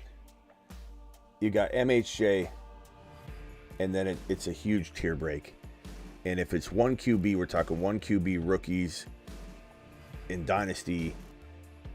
Really comes down to position of need, but you can't, I think, leave Neighbors out of this spot. I know his situation's not the greatest this year, but it's going to change. He's still so talented. Dunze is probably going to still be here, and his situation is going to change as Keenan Allen gets older. Probably won't be there next year. And then, honestly, it's crazy to have it this high, but I still think JD5, even in a 1 QB, is deserving of this because of how valuable I see quarterbacks. And if this truly is the next Jalen Hurts, who's going, in my mind, in a steal territory in 3 or 4, in non-best ball, and he's going in 3, this is one of the craziest values, you know, at the end of the day. 2 years from now, in hindsight, we look back. Then we talk about, like, you know, Brock Bowers is in this conversation, but it's arguable between Bowers, Brooks, and Benson, and I could literally go back and forth over and over and over on which one I like more. You could even put Keon Coleman in here. This is a great group of players right here. Brian Thomas Jr. is in this conversation. BTJ. You've got, I mean, you could argue McConkey, you could argue Worthy, you could argue Pearsall, you could argue Wright, you could argue Caleb if you like Caleb. I did a ranking once and I had Caleb nowhere in my top 12, and there's so many people who are in the comments that were like, this is the dumbest thing I've ever seen. Caleb is not in your top 12. You're out of your mind. He's not in my top 12 because he's not even my second best ranked quarterback. Of course he's not going to be in my top 12. But I'd say, like, in a nutshell, like, that's where my mind goes. And then when you start getting to that Brooks, Bowers, Benson, Coleman, McConkey, Pearsall, you know, that BTJ, that's all very, very close range for me, that we could just have all kinds of conversations and arguments about that. So tough to say, bro. It's a really good question. I'm going to go. If, Fields here. I'll wait for you. Go ahead. Dog, you just like me. God damn. I guess let's take away Xavier Worthy, because we've talked about the potential of him possibly not living up to what some people think or what we would want. Out of the rest of the first round, first round, and I guess you could count like Lad, like those top, top 10 wide receivers. Who do you see as like a good, best chance to bust? Not even a good chance, but like who could you see disappointing, I guess is a better way to put it. Out of that, like McConkey. 10 groupings. Yeah, okay, that name was in my head. I wanted to see if you were on that page too. Because, I mean, like, somebody want to argue why McConkey deserves to be in a conversation that, like, BT's in, or, like, what is he bringing to the table? Footwork? Like, what is McConkey? I kind of have the open target. Thing I keep hearing is, I was just going to say targets, I say, but that doesn't account for how good he is. That's opportunity. He brings nothing special statistically from college. Like he wasn't some absolute, yardage, reception, touchdown monster that brings this huge resume in. He's a footwork, route running specialist, looks really good. He's absolutely, athletic as can be. Kind of like Joe Milton in a way, right? He's almost like a party trick in a way. I'm not saying he won't be good. Remember, I have McConkey ranked really high coming out of the January wide receiver ranking video that had no account for any landing spots. However, he went into a situation, like if he'd have went to Buffalo like Keon Coleman went, then that situation is going to maybe sculpt him quicker and make him a much better player and faster, throw him to the fire. I know people think that he's going to be thrown to the fire in LAC, but we don't even fully know. They keep talking up Quentin Johnson. They've talked up McConkey, but they've talked up Quentin Johnson. They've talked up every single one of their wide receivers. And this team is not going to throw the ball even remotely close to what needs to be occurring for to be any consistency for a rookie wide receiver like McConkey, who has, again, nothing from college does he carry over that explains where his value's in round 5, 6. It's ridiculous. He has no business being in round 5 or 6. Yeah, it's high. At all. Go ahead, whoever said, was it Sebastian or Justin that has the argument? That was it. Hold on, I think it's Justin. So my argument for him is, like, I agree that he probably shouldn't be picked at like 75 or whatever he was, but when he was 145, I couldn't get enough of him, and I'll tell you why I think he's 140. Hold on. He's 140. That's a long time ago. 145. You can't bring that argument to this conversation. No, but what I'd also say is sometimes I get him at 75, and I'll tell you why I get him at 75 sometimes. It's because he reminds me of Christian Kirk, just a little bit more explosive. And I understand the concerns about if, like, he's on the outside, you would have a hard time he'd have a hard time to try to get off press. But people also said that about Jaden Reed. People also said that about Puka Nacua, Tank Dell. And I'm not saying he's going to be those guys, but I felt like he had an awesome Senior Bowl, and everybody raved about his Senior Bowl. And last year, the people that everybody raved about their Senior Bowl were guys like Tank Dell, Puka Nacua. Now, to be fair, Michael Wilson didn't necessarily pop, but people raved about his Senior Bowl. Jaden Reed was another guy. Look. Let me stop you there real quick. I don't. No offense, but I don't really care about what other people did. You know, like that's not a rationale as to he did good or he didn't do good or tell me why Lad McConkey is going to be, and he's not going. I mean, I've seen him going around 5. He doesn't go around 5 on the regular, but we've seen him go in a ridiculous range. Hold on, I'm on the clock here. Hold on 1 second. So I think he's like the Drake London thing, where he's getting picked at probably like not like the ceiling, but he's getting kind of like if he was like pick 60 or pick 50, I wouldn't touch him. But like 75, I'm like, okay, because that range kind of sucks for wide receivers, I'll take him because I do think that he can get open in a special way. Like I think he has the combination of like very fast straight line speed, but he's also a quick guy. Now, in the Chargers system, I think we need to remember they still got Justin Herbert. Yes, they're going to run, but eventually they're going to pass. Like, I personally think Quentin Johnson sucks. And like, I won't even bet people. Like, everybody on this phone call, I'll give you $50 if Quentin Johnson even gets like 700 yards next year. Like, right, I swear to God. Hold on a second. Let me back up. I agree with you, but on Quentin Johnson, but some McConkey's ADP is around middle of 6th round territory. He has been in 5 before. He's like late 5 and late 6. He's bounced all around in there.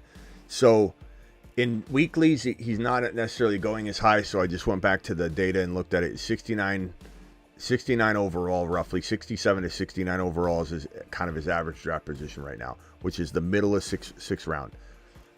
There are so many players that are safer to take there that it's head scratching to me. You said you take him at 75. You say you take him at 75. That's not far off. Well, I get what you're saying, but you still are not convincing me of any reason other than you. Like, he doesn't bring anything to the table yet. Everything is conjecture, and I know we have to do that with a lot of players, like obviously, but it's a lot harder to make these arguments when there's nothing that you can really bring to the table other than you love how they run routes, they look explosive, they're great with footwork, they're great with skill drills, and his feet are amazing. But he's playing in an offense where what's Herbert going to throw, yardage wise? If you say 4,500 yards or 5,000, I'm going to laugh. Probably around 2,900, maybe. Okay, if you're lucky, around like 3,500. 2,900 to 3,500 yards. That is actually his projection, about 29 to 3,500 yards. Like if you were to go like to the odds. He's a rookie. He doesn't get anything handed to him. You know, you hear the staff talking up all of the wide receivers. It's not like he's, stood out any more than anybody else. He really hasn't. I mean, he just looks good on film. He's a very, very fun player to root for because of how he just looks like Joe Milton in a way. He's a party trick. He looks great on the field. I'm not saying I don't like McConkey. I had him ranked really high, but he's going to probably one of the worst situations. And I know people think it's not the worst situation because it feels vacant and open and there for the taking, and that the Chargers are just going to turn to the pass at some point. But you're talking about you just said 2,900 yards. How is 2,900 yards going to feed everybody and make McConkey into a guy worth a middle of the 6th round pick as a rookie? That's crazy to me. Yeah, I'll take like a. Hold on, let's let Travis go first. So go ahead, Travis. Okay, go ahead. I was gonna say, like, in that situation, I've taken McConkey here and there, but like you're gonna find me like either drafting like a Brian Thomas Jr. He's going in at least in this one I'm looking at 71 ADP. Lad McConkey 69. I'm taking Brian Thomas all day as a rookie, Coleman all day at 75 as a rookie, and then you can even go down the board and I'll roll the dice at like even if his ADP goes up, but Ricky Pearsall at 139, and just get the return on that and draft someone else where Lad's being taken. My rebuttal to that would be Brian Thomas. We think he's going to a great situation, but I think that Christian Kirk and Evan Ingram, they're really, really tight with Trevor Lawrence. Like, he doesn't just give them targets, he gives them a lot of targets. I know, bro, but Brian Thomas brings the college football most touchdown reception totals to the table. Brian Thomas brings massive yardage and production to the table. Brian Thomas has been a dominant wide receiver. Brian Thomas brings all of that. He brings speed. Did he have the second fastest combine? That's a lot of. Go ahead. My bad. He brings the second fastest combine time to the table. He is a great player, polished all around, brings the resume and the production from the combine and the workouts and the practice and showing that he's doing these things in practice with the law dog Trevor Lawrence. He's been feeding them. They look good together. The rapport is there. Long touchdowns in practice. Footage of it. I put one on, I think, on my Instagram. So McConkey sitting in a room where there's no the way that Harbaugh functions in everything that he does is there's no person's above the other. There's no he's the number one option. There's no we're going to force feed this rookie because he's our best player on that. This is going to be a very frustrating team.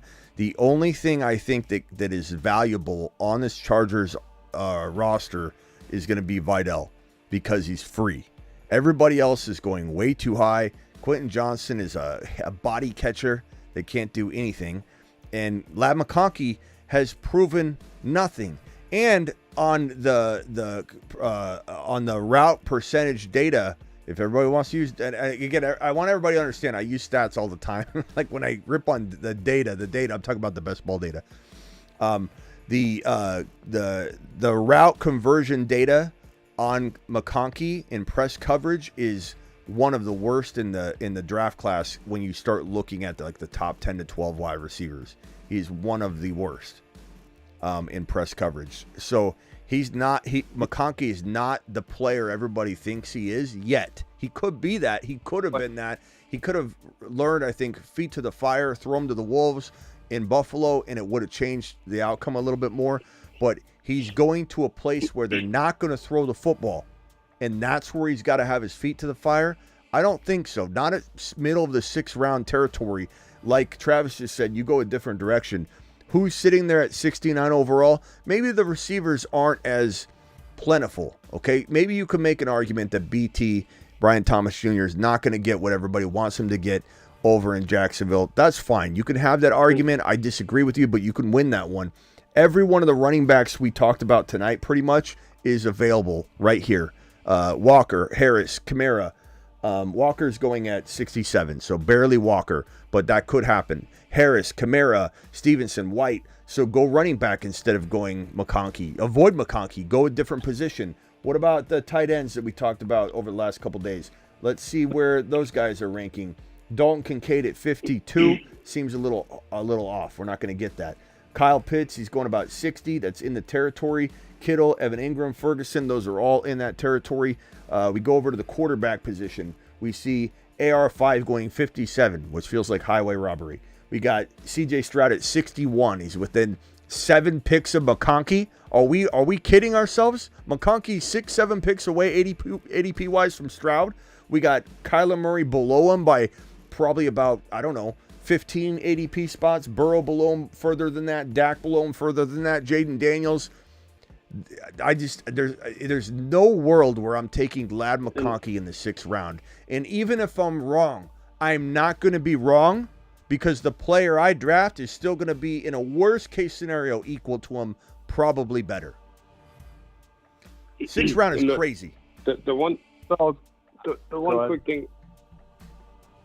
quick thing I did want to say about Jacksonville is with Ridley and Zay Jones leaving, over 200 targets just opened up, and Gabe Davis gets like 80 to 85 a year. So at minimum, that's 120 targets sitting there for Brian Thomas Jr. if he's good enough. So he'll still have the opportunity, even if he doesn't take one target away from those other guys. In my opinion, I personally think that guys like Brian Thomas and Adonai Mitchell, who I just drafted Adonai Mitchell because I think he's at a better value than all these guys we're talking about. But I think guys like Brian Thomas and Adonai Mitchell are going to take a little bit longer developing than people really think they are, especially Brian Thomas, because I don't think he's as nuanced route running as people think he is. I think he's an incredible athlete. Like, if someone wanted to say he was a top 5 athlete in the draft, I'm not here to disagree with that. I think he's an incredible athlete. I think that Jaden Daniels and Malik Neighbors pull a lot of coverage. A lot of coverage. And if you look at the film, there were a lot of times where that man was wide open. But Justin, much coverage was pulled off of him. Justin, I love you, pal. I love you too. Yeah, I don't want you to take this in the wrong way at all. You'll probably get another 6 super chats tonight from me. And I'm not even being sarcastic. Right. I love you. I appreciate you. So I don't want you to take this the wrong way, and it's disagreeing is totally awesome. That's why the phone line's here. And I'm not saying this toward you. I'm saying it in general. So please don't take it wrong. I think it's such a lazy take that people will say when they say JD did this because, or someone did this because, and I'm not. And this is almost unrelated to what you've even said, but it reminds me when people say that JD5 was good because of his wide receivers. It's so annoying. It's such an annoying take. You didn't say it, but that phrase is used a lot about that offense. JD5 and they all have something to do with it. And I can't stand that he doesn't get credit where credit's due. I mean, BT was phenomenal. He had the most receiving touchdowns out of anybody in college football last year.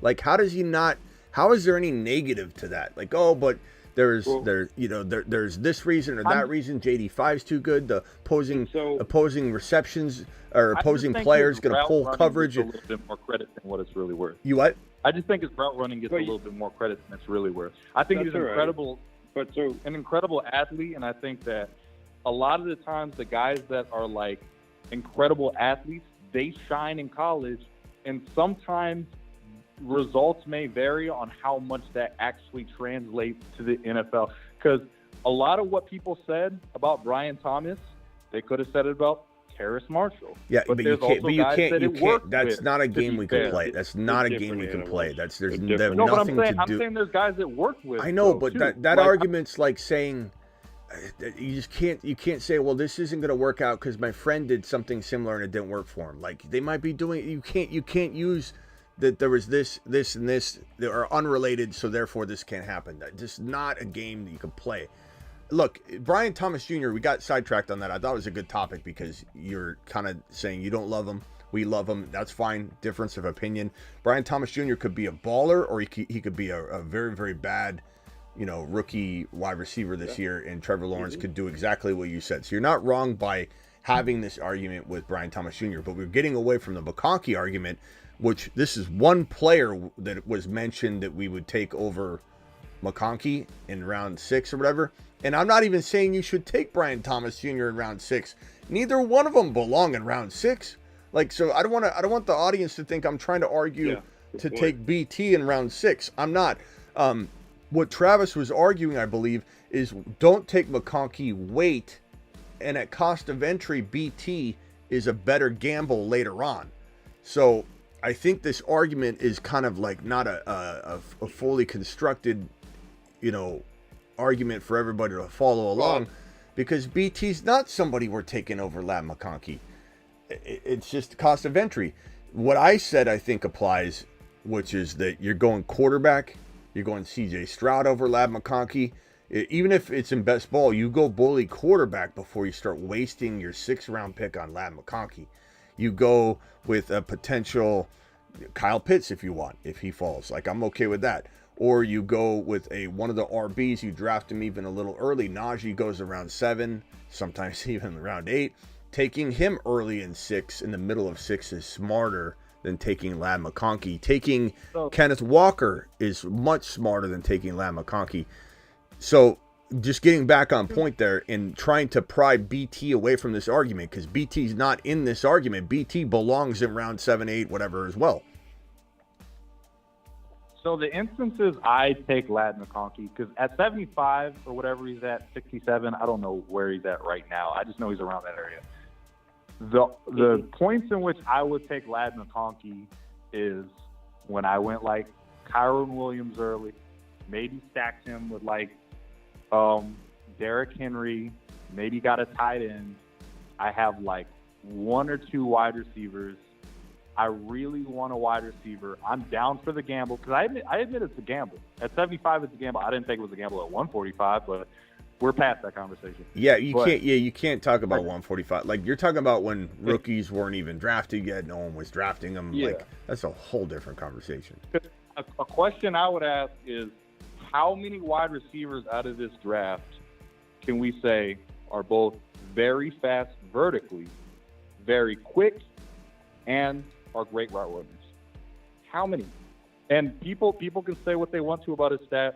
He dealt with Brock Bowers, who a lot of people, including myself, think Brock Bowers is one of the best tight end prospects we've seen hit the draft. Like, I don't care about the visuals of how big Rob Gronkowski looked next to him. But how does that not apply to the argument you just made for the help that the BT's getting? Like, Neighbors is helping him. Okay, so now all of a sudden Bowers is a hindrance and not a help. You know what I'm saying? Like, I feel like you're massaging this argument to try and make Lad, fit into a square hole or a square box. What could work or not? But I'm just saying that with Brian Thomas, there were 2 guys. Malik Neighbors, who is a consensus, like, this would be the number 1 wide receiver in any draft that is not this draft. Jaden Daniels, who you love, I love. We all feel like he can immediately translate into the NFL. That's 2 guys. Now, was I trying to kind of massage it for Lad McConkey? Yes. Yeah, because I don't necessarily believe those stats in college are reflective of, like, I think there's guys in college that, like we talked about with Xavier Legette, they have certain situations. Coble, you still here? And yeah, go ahead. And people kind of pick whether or not, like, how much they want to weigh into those college situations. Go ahead. Let's dial this back a little bit. We'll leave McConkey where he is. I think he's I don't even think he's a risky pick. I think he's an awful pick in the 6th round. I wouldn't take him probably in even the beginning of 7, middle of 7, probably not anywhere in 7, because there's other players I like better. And to Travis's argument, which I think is getting lost here, it's more about that BT can be had later for some odd reason, which is crazy when you think about it, because when you do rookie mock draft, BT's going ahead of McConkey from what I can gather. But when we get into a draft environment, and that might be more long-term or whatever, but also McConkey's going ahead of him in ADP-wise, so I don't really understand that. But I will say that, you look at BT's value. Okay, let me find McConkey. McConkey's going 69. No, they're close. They're close. Brian Thomas, let me find him. So McConkey's going 69, BT's going 71. Okay. But still, I was saying I would just personally take Brian Thomas, Keon Coleman. I was naming a couple guys in that range that I would I'd take Christian over Watson. Him. And then I'd take JSN. And then I said I'd also pivot and wait to take, a rookie guy like Pearsall, 80 picks later. Can we get a vote in the chat? Something like that. Rank out of the guys I'm going to name, I want you to list all of the ones you would take over Lad McConkey. I'm going to read them off. Worthy, Adunze. Actually, let me write them on the board here because I don't know that everybody's going to remember these names. Okay, so I want you to list off in your message who you would take over Lad McConkey. Worthy, who, look, you can have this argument with Worthy all day long too. I'm not asking for that argument. I'm just wanting to find out. Adunze, same thing. Adunze, you could have a huge argument about. Adunze, BT, Hopkins, Coleman, C. Watson, JSN, Jamo, I guess you could say Rashee Rice. I don't know who's going to pick him, but maybe.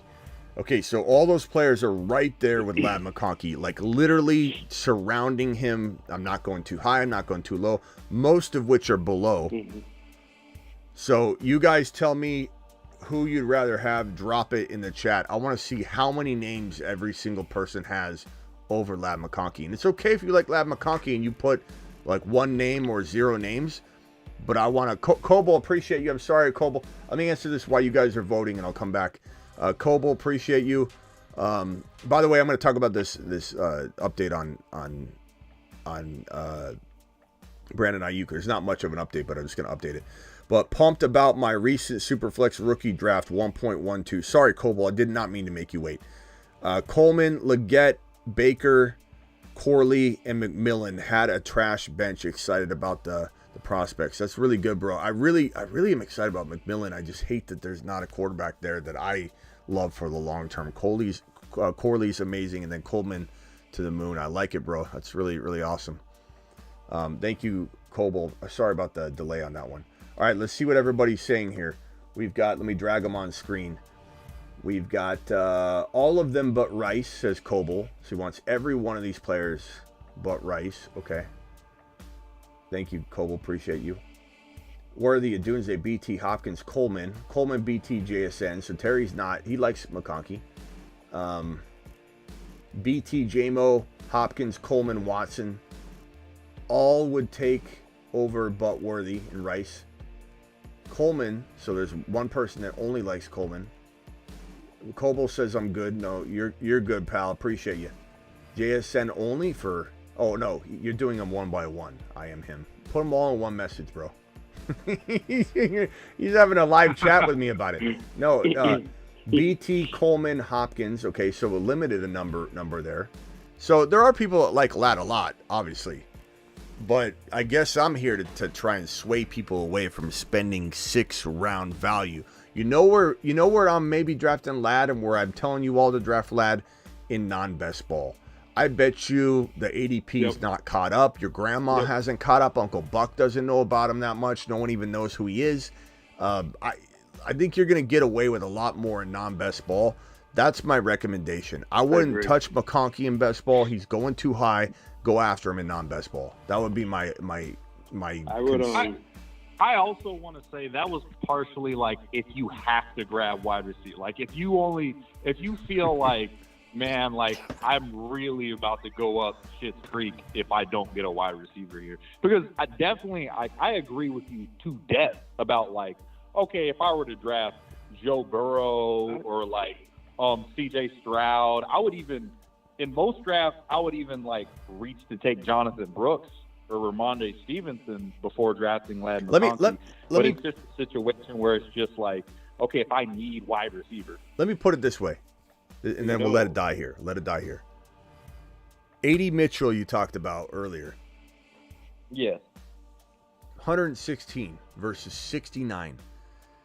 No. I don't have to buy A.D. Mitchell anywhere near McConkey. So the argument of taking A.D. Mitchell instead of McConkey and then getting a Kenneth Walker, a Kyle Pitts, a C.J. Stroud, it's the easiest argument I can make in the history of arguments, unfortunately. I'm sorry, but it is. C.J. Stroud and A.D. Mitchell crush Lad McConkey and whatever quarterback I'm getting at 116, which would be, by the way, somebody to the tune of a Tua is not bad, but Tua is like the last one. Goff, Cousins is okay, I guess, but still, I'm taking CJ Stroud all day long. Plus, I think A.D. Mitchell could be better than Lad McConkey this year. Like if you said, "Hey, Smitty, make me a wager," I'm not going to because if I made wagers with everybody on everything I say, I would. First of all, I can't keep track of it. People bail, they leave. I don't do that.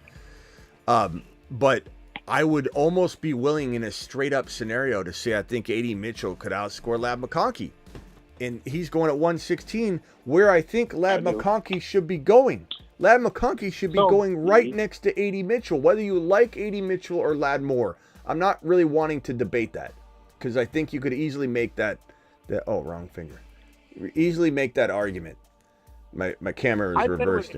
I think he's like a better value than like most of the wide receivers. Like I think he's a better value than Keon Coleman. I think he's a better value than Ryan Thompson. I think Mitchell is a great draft pick. Like I think I got you. Especially. But I'm saying I could if I felt ballsy enough, like tonight, and the wind was blowing a certain way. It's monsoon season here in Arizona. I could see myself going, you know what? I don't even care about the ADP. A.D. Mitchell is going to outscore Lad McConkey. That, not that I'm doing it, but that proves to me that they belong together. So McConkey's about almost, I would say, I don't know, almost 60 picks too early. He's almost, let's call it 40. 40 picks too early. My argument with that would be that I think there's a strong correlation. Like, if you look at the wide receivers who had great fast starts, I think there's a strong correlation with route running. And I think that Lad McConkey has better route running than Brian Thomas. If he did, he'd have better stats in college. He looks better with shorts, running drills, and playing house and looking like a party trick. His route running is not good on film, like or in terms of the success rate in press coverage. He was awful. But the thing with press coverage is, like, some wide receivers, that was the argument with Jaden Reed and Tank Dell, that because they can't get off press, but part of the responsibility of offensive coordinators, and this is where I kind of say this might be to your credit because Harbaugh might not do this. Part of your responsibility is to put guys in places to succeed. That means motioning wide receivers, putting them in the slot, which is one thing they said they do with Lad McConkey. Like, this isn't something I'm making up. If you look it up, they're saying that they're going to put Lad McConkey in the slot, and they're going to prioritize making situations in which Lad McConkey wins. Maybe. The other thing about Lad is you can even find data to go both ways, to be honest. Like, I'm searching it right now. Because he didn't get the volume, but I don't know. I'm not saying Lad can't prove me wrong. I think Lad's got potential. I had Lad McConkey really highly ranked on my pre-rankings, but I mean, I'm telling you, his press coverage data looks awful, and when he goes into the NFL, this is what we're focused on, right? And the fact that A.D. Mitchell is going in the even if A.D. Mitchell was going in the 100 range, not the 120s, that's where McConkey should be, in the 100s. That's my final say. Like, it doesn't, that gives you the upside to say, what if McConkey's better than we expect? What if McConkey's stats, don't really matter? What it doesn't matter that he didn't bring a whole bunch to the table in terms of a resume. He's really flashy. He runs good routes. He looks good. His footwork is really amazing. I agree 100%. That's why we liked him.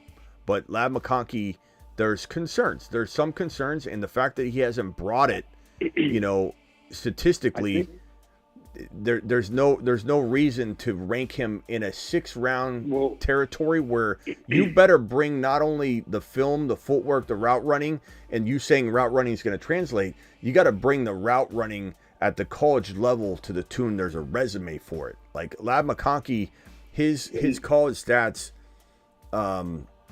Let me pull up his stats here real quickly. I think the answer is you just should draft a wide receiver in that region, in all honesty. But I'm saying if I have to, I'm going Lad McConkey. Now, to be fair, like, other people can disagree with that, and that's fine. Here's Lad McConkey's. I think Lad McConkey could be really good, but not produce a ton for fantasy because of the situation too. Lad McConkey cannot support the 6th-round ADP coming out of college. He's had his best season was his 2022 season, where he had 58 receptions, 762, and 7 touchdowns. You can say injuries, you could chalk it up to usage, whatever. He's still coming off. He's still coming off of no 1,000-yard seasons. Didn't dominate or take over the wide receiver room at Georgia. Didn't put himself in a position to have us saying like we are with BT. He led the FBS in touchdown receptions. He was he also has the combine footwork, all that stuff that he brings to the table. You say he's not the best route runner or whatever.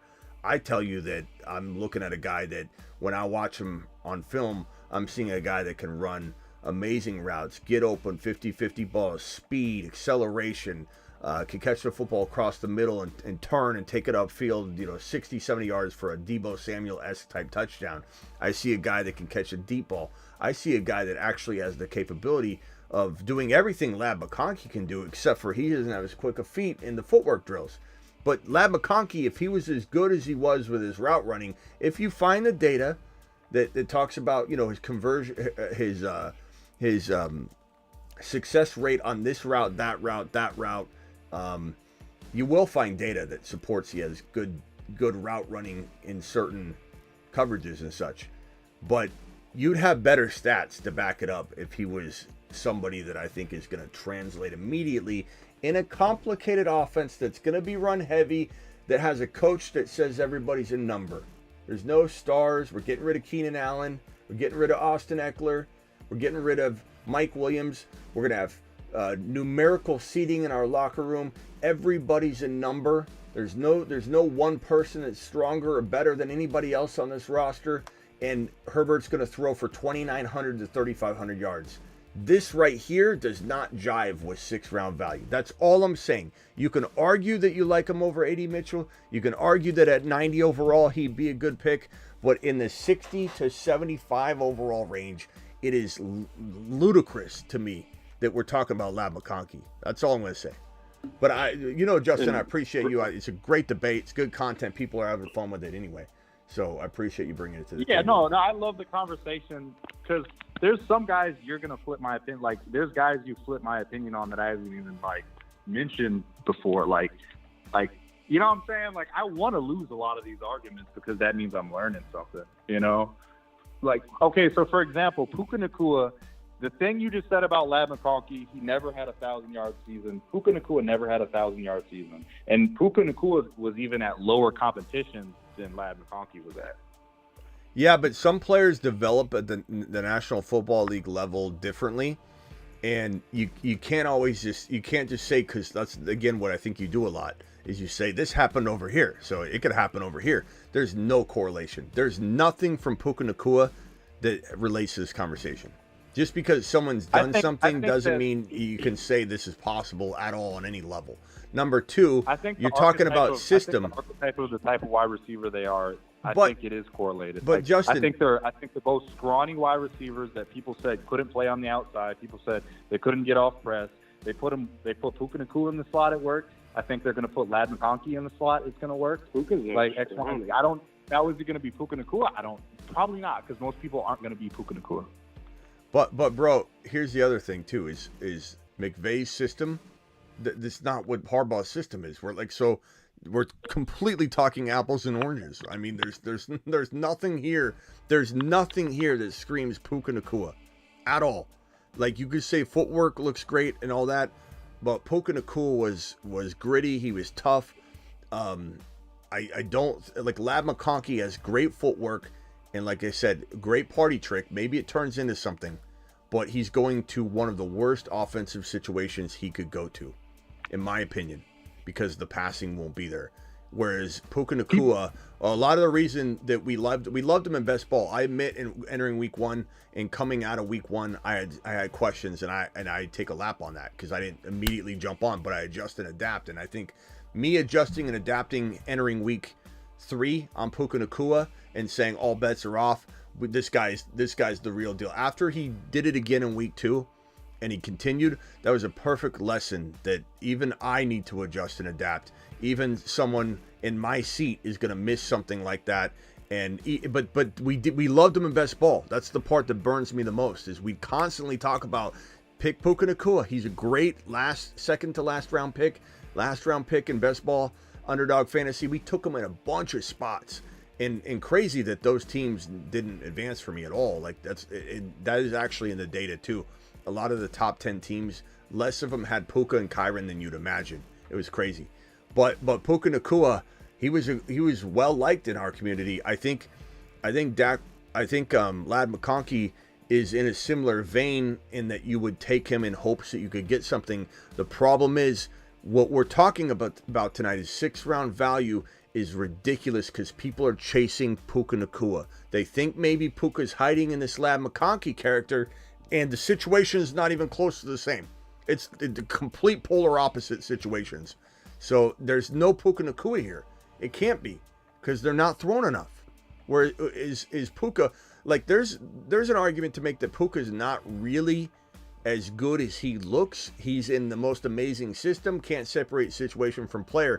Therefore, he is as good as he looks at the end of the day. But his situation is gold. Gold. That situation does not exist here. Yes. I agree. Put Puka in a different spot. He might not have. But also say that there's a good chance he doesn't. I would also say that, like, with the Chargers, I think people need to be careful because, like, they're gonna throw to somebody. Now, right now, who do I draft the most out of the Chargers? Probably Joshua Palmer. But I'm just saying that if I want a risk at around, not if I want a risk, but if I have to draft some guy at round 6 at wide receiver, because I just let the position fall that way. I mean, I'm grabbing Lad McConkey sometimes. A lot of the times, I'm grabbing your guy. I don't know if he's your guy. Do you like Curtis Samuel? He's okay. He's not my guy though. No. Because you like Keon Coleman more. I like Curtis Samuel big, and that's a guy that I've been loading up on. Like, just like you guys are saying, there's a lot of picks that are probably better than Lad McConkey. I 100% agree. Just circumstantially, sometimes I grab him. All right, let's get off the McConkey. McConkey's taking enough of this show. What, Travis? Yeah. I was just going to say Curtis Samuel's tough for me because I don't think he's ever going to have more than 70 catches. And I don't know. I like his talent on an NFL team more than I do in fantasy, I guess. So my argument hit that subscribe button if you're new and wipe your feet kind of at like the door. A lack of belief in the other wide receivers. Like, I am not a Keon Coleman guy because I thought he had separation issues coming out of college. I think that if you put him in a little bit of a Rashee Rice role, I think he could succeed at the NFL. But the problem is, I think that they have a team full of slot wide receivers, and somebody's got to go on the outside. And I think these NFL coaches are going to look at a big Keon Coleman and say, we'd rather try to make that guy work on the outside than try to make these little guys work on the outside. And so it's more so I don't necessarily believe in Keon Coleman. I don't love Shakir. And I think that Curtis Samuel's going to stay on the field a lot because a lot of the coach things like blocking and just non-catch the ball assignments, he does really, really well. And I think there's a correlation with how much a coach puts the guy on the field, snap percentage, with how much they get targeted and how much. Now, what's that going to probably look like? High end, 900 yards, maybe 1,000 if you're lucky. But he's in the ninth round. I'll take it. I don't know. We'll see. I think that's a tough place to predict anything really. Anything can happen, no doubt about it. It is. But yeah, I'm not drafting a lot of Curtis Samuel, to be honest. But I like Keon Coleman. I think Keon Coleman. We've seen Christian Watson with Aaron Rodgers. We've seen how Diggs turned into, and Diggs was a good wide receiver coming from Minnesota, but he was not an elite wide receiver. He was not. Josh Allen turned him into an elite wide receiver. You could say Diggs had a lot to do with helping groom Josh Allen, but I don't necessarily. Dable is more responsible for that than Diggs is. Diggs was a product, I think, of Josh Allen more than Josh Allen was a product of anything relating to Diggs. And we saw that with Diggs dropping off the face of the earth from mid-season on this year, and Josh Allen only got better. And so Keon Coleman, I think, will get saturated with targets. He'll learn trial by fire, feet to the fire. This is what I wanted. This is what I would want from McConkey. This is what I want for Pearsall. And I think Pearsall is better than McConkey. I think Pearsall is in a crowded situation unless Ayuk or Debo leaves, though, so it is complicated. But as far as Coleman landed in probably the second best, if not the best location any rookie wide receiver could have landed. So any deficiencies or concerns that we have probably get washed out, and he gets propped up a little bit more than everybody else. It's an unfair advantage, but it is what it is. And the fact that Josh Allen pinpointed him reportedly of being one of the wide receivers, if not the wide receiver he wanted in the draft, probably means that in terms of that was capable of being drafted at the draft slot that the Bills had, at 28 before they traded it. So obviously he's not saying he wouldn't take Marvin or Neighbors or Doomsday, but maybe he wanted him over BT. Maybe he wanted him over every wide receiver outside of a Doomsday, Neighbors, and Marvin Harrison Jr. Whether people agree with him or not, this is who he wanted. And if anybody's going to have the voids and gaps in their game filled in by greatness and situation, Coleman's the guy that fits the bill. Coleman's likelihood of having a better year than anybody not named Marvin Harrison Jr., I think he's got the best shot at it. I think that, we've got other players that could step up and have good opportunities. I'm not saying McConkey couldn't find more targets than I'm assuming, but I think that Keon Coleman has the second or best situation out of every rookie wide receiver for year one, and for right now, for the future. Maybe Neighbors has a great, quarterback situation. Maybe Dak or something happens. Who knows? But it's not looking good for Neighbors right now. Not to mention, Danny Dimes hasn't had an 800-yard receiver ever, I think. And on top of that, even with bad receivers, it's hard to do. Yeah, I mean, let's be careful with that though, because how much is that a chicken or the egg thing? I agree 100%. The Giants' offense is horrible. Bad quarterback. Danny Dimes is horrible.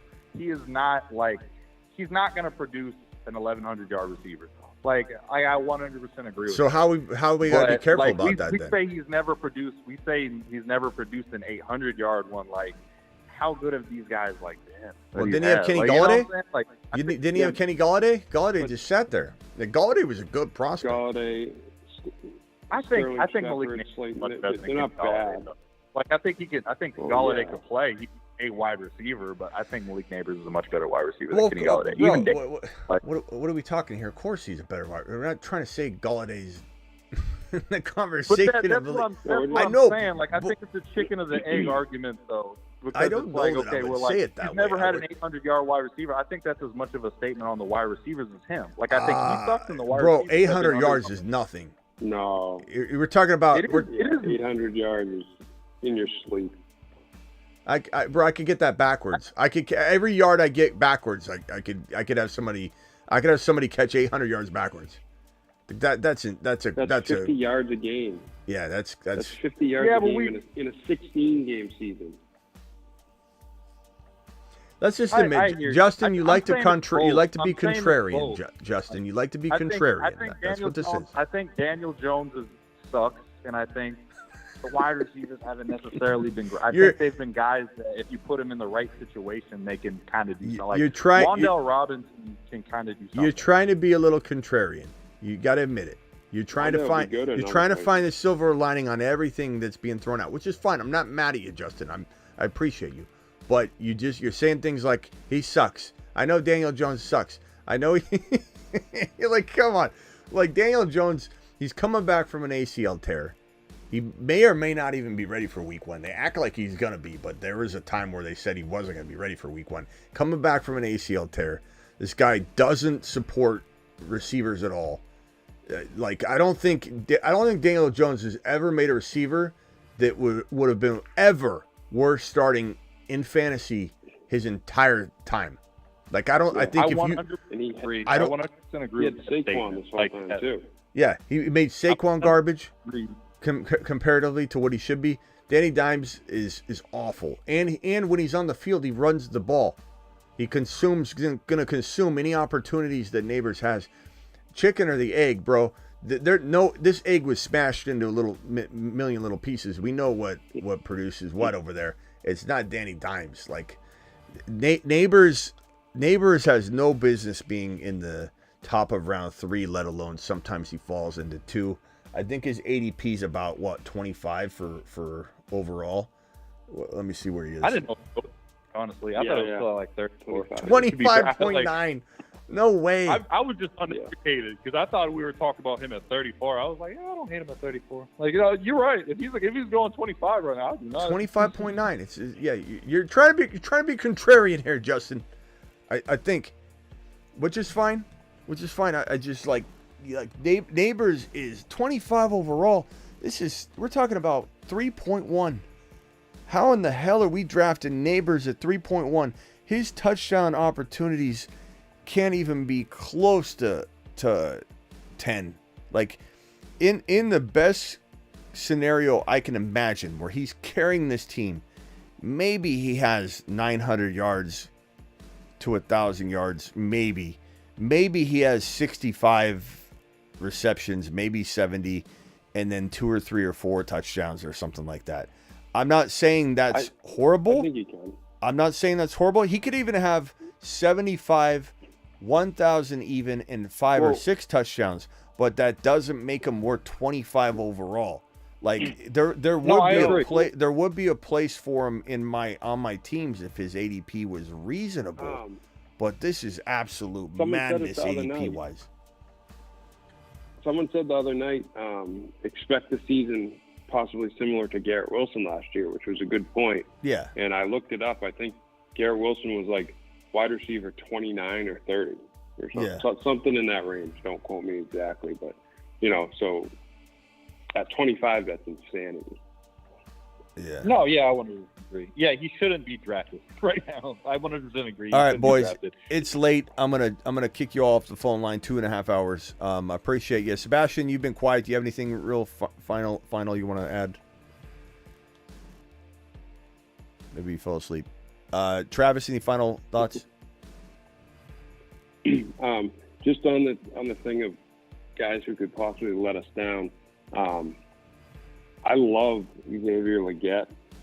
Does this injury he has worry you at all yet, or it's not going to unless it's still affecting him later? Yeah, I need more information. I'm not necessarily judging him yet. Because that's the only thing that worries me about him is if he has these soft tissue injuries that linger. But besides that, I love him. I mean, at his ADP, which is what, like, it's freaking 140. Yeah, the injury is not affecting anything unless he's out for the year. Yeah, good point. All right, thanks, Justin, final Talk thoughts? to you later. Anything? Real quick, like 20 seconds, 10 seconds? A similar question. 20 George seconds. George Kittle, is that concerning? Like, I don't like. They're saying that he hasn't made it back to training camp. Like, I haven't followed his injury stuff. Just, do you have anything for George Very Kittle? concerned. Like, Very concerned. He's a very injury prone player. He's like Gronk. He's abusive to his body. Short career. I've even talked about this with Raj on his live stream several times, and he 100% always agrees and says that, yeah, Kittle's going to have a shorter career than I think we would like because he's so abusive to his own body. He lost 30 pounds and just trying to get back to, his – yeah, that's bad. I'm not going near Kittle. Okay. Fair enough. Appreciate you. All right, later, bro. Night. I love you. No problem, bro. I appreciate you. I hope you don't think I think you were coming in hot with some contrarian takes tonight, but and like you said, you're open minded to. I'm not saying that I'm trying to convince you to go in another direction if your conviction is there. We said enough about McConkey. All right, it's the sport we play. Yeah. Have a good night, bro. All right, later, bro. Appreciate you. All right, I don't know where Sebastian went. I think he fell asleep. I'm out of here. Appreciate every single one of you. Thank you for the super chats. We had Justin dropping wads on the screen. Justin dropped 1, 2, 3 super chats. Daniel dropped a $4.99 to start the show. Sebastian dropped 1. Matt, appreciate you. Spencer, appreciate you. Sick Nasty, appreciate you. Coble dropped 1. I don't know if we had any celebratory milestone messages for the the YouTube exclusive membership. I don't see any. Gifted, I don't know if we had any gifted memberships. If I missed it, I apologize. I'm embarrassed of myself. Nope, I did not. Okay, appreciate you guys all filing in. That pinned link is the Patreon link, as well as the Underdog Fantasy link. Don't forget Underdog Fantasy. If you want to draft with us next time, hit this link right here. Underdog Fantasy promo code Smitty. Do it live. There it is. Hit that link. That link will get you taken care of and signed up. They'll match 50% on your first deposit up to $250. So the minimum is $10. They'll give you $5. So hit that link, please, and support the channel, and also be ready for the next draft. And then don't forget the Patreon. We are on Patreon constantly, 365, 24/7. What it is it's a very simple app. And if you go to patreon.com/the fantasy football show, or use the link that's pinned in the live chat, it will, and I can also drop the link real quick for you. But the link is, it'll take you to download the app. The app is free to download. The membership to the Patreon is $10 a month, but it's so worth it because it's such an amazing group. It's basically the live chat group you're seeing in here every single night. And that live chat group just extends into the Patreon. And we're talking there 365. And the app is very simple. Here's the link right here. Join the Patreon. There's the link. It's as simple as there's a chat button. You press that. There's the 10 live chats. We're in those constantly. You can go into each one, create a topic. It's just like a live chat environment. It's so much better than the Discord. So much better.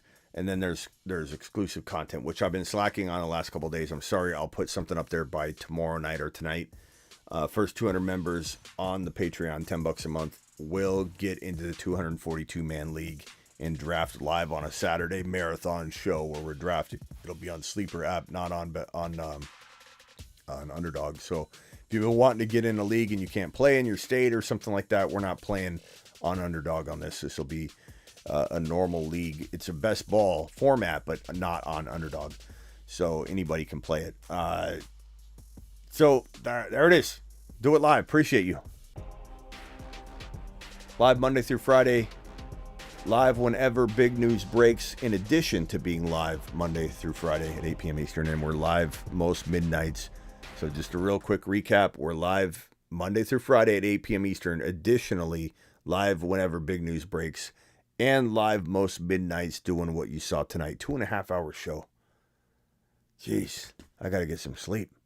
On that note, Once upon a time, Trey McBride saw two quarterbacks cross streams. There are 2 5s? They're gonna cross streams.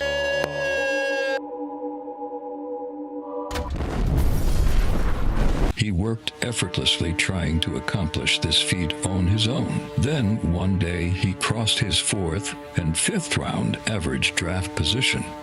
And then, this occurred.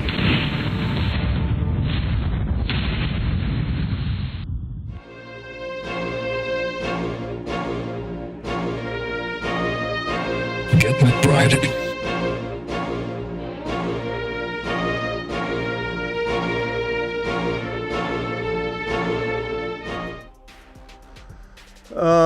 Travis says, can you read Easy's message? Let's see what he's saying. I can't even find his message. Where is it? Hold on, I'll find it. Easy's message. Where is his message?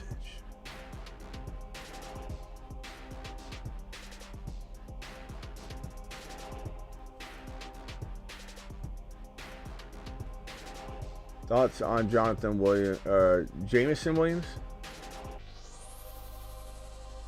Jameson or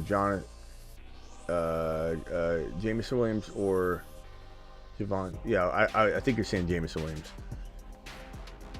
I love Jamo. We talked about Jamo. Is that who you're talking about, bro? Javonte or Jamo? You talking about Javonte? You might be talking about Javonte because we're talking about running backs. We're talking about so much tonight, but I think he means running back. Javonte, I love Javonte.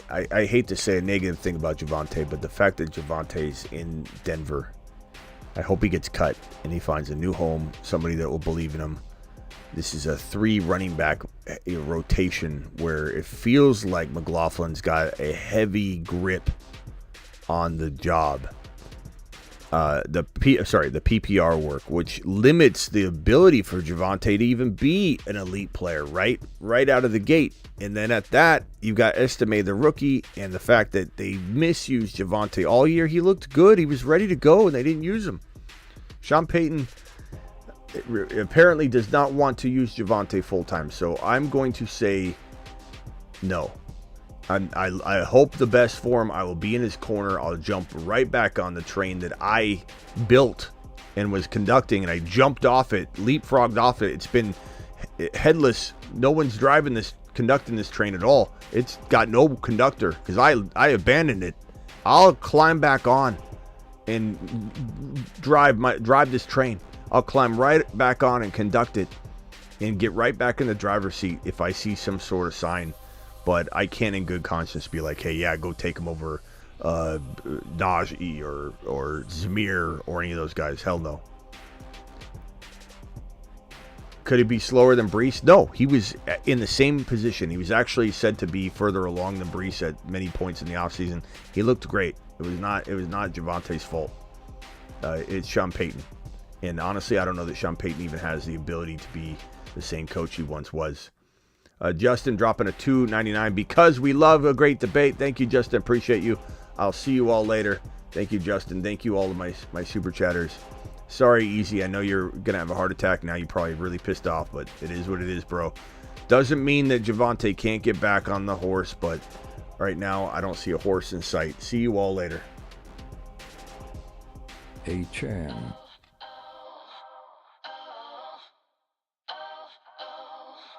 A-Chan is the man. His haters call him small. But he is 9 feet tall. A-Chan!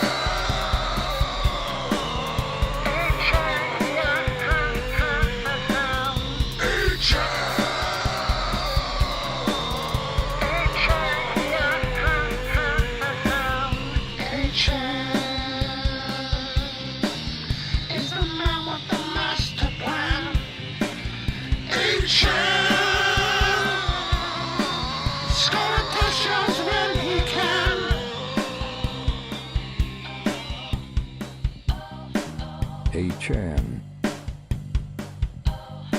is the man.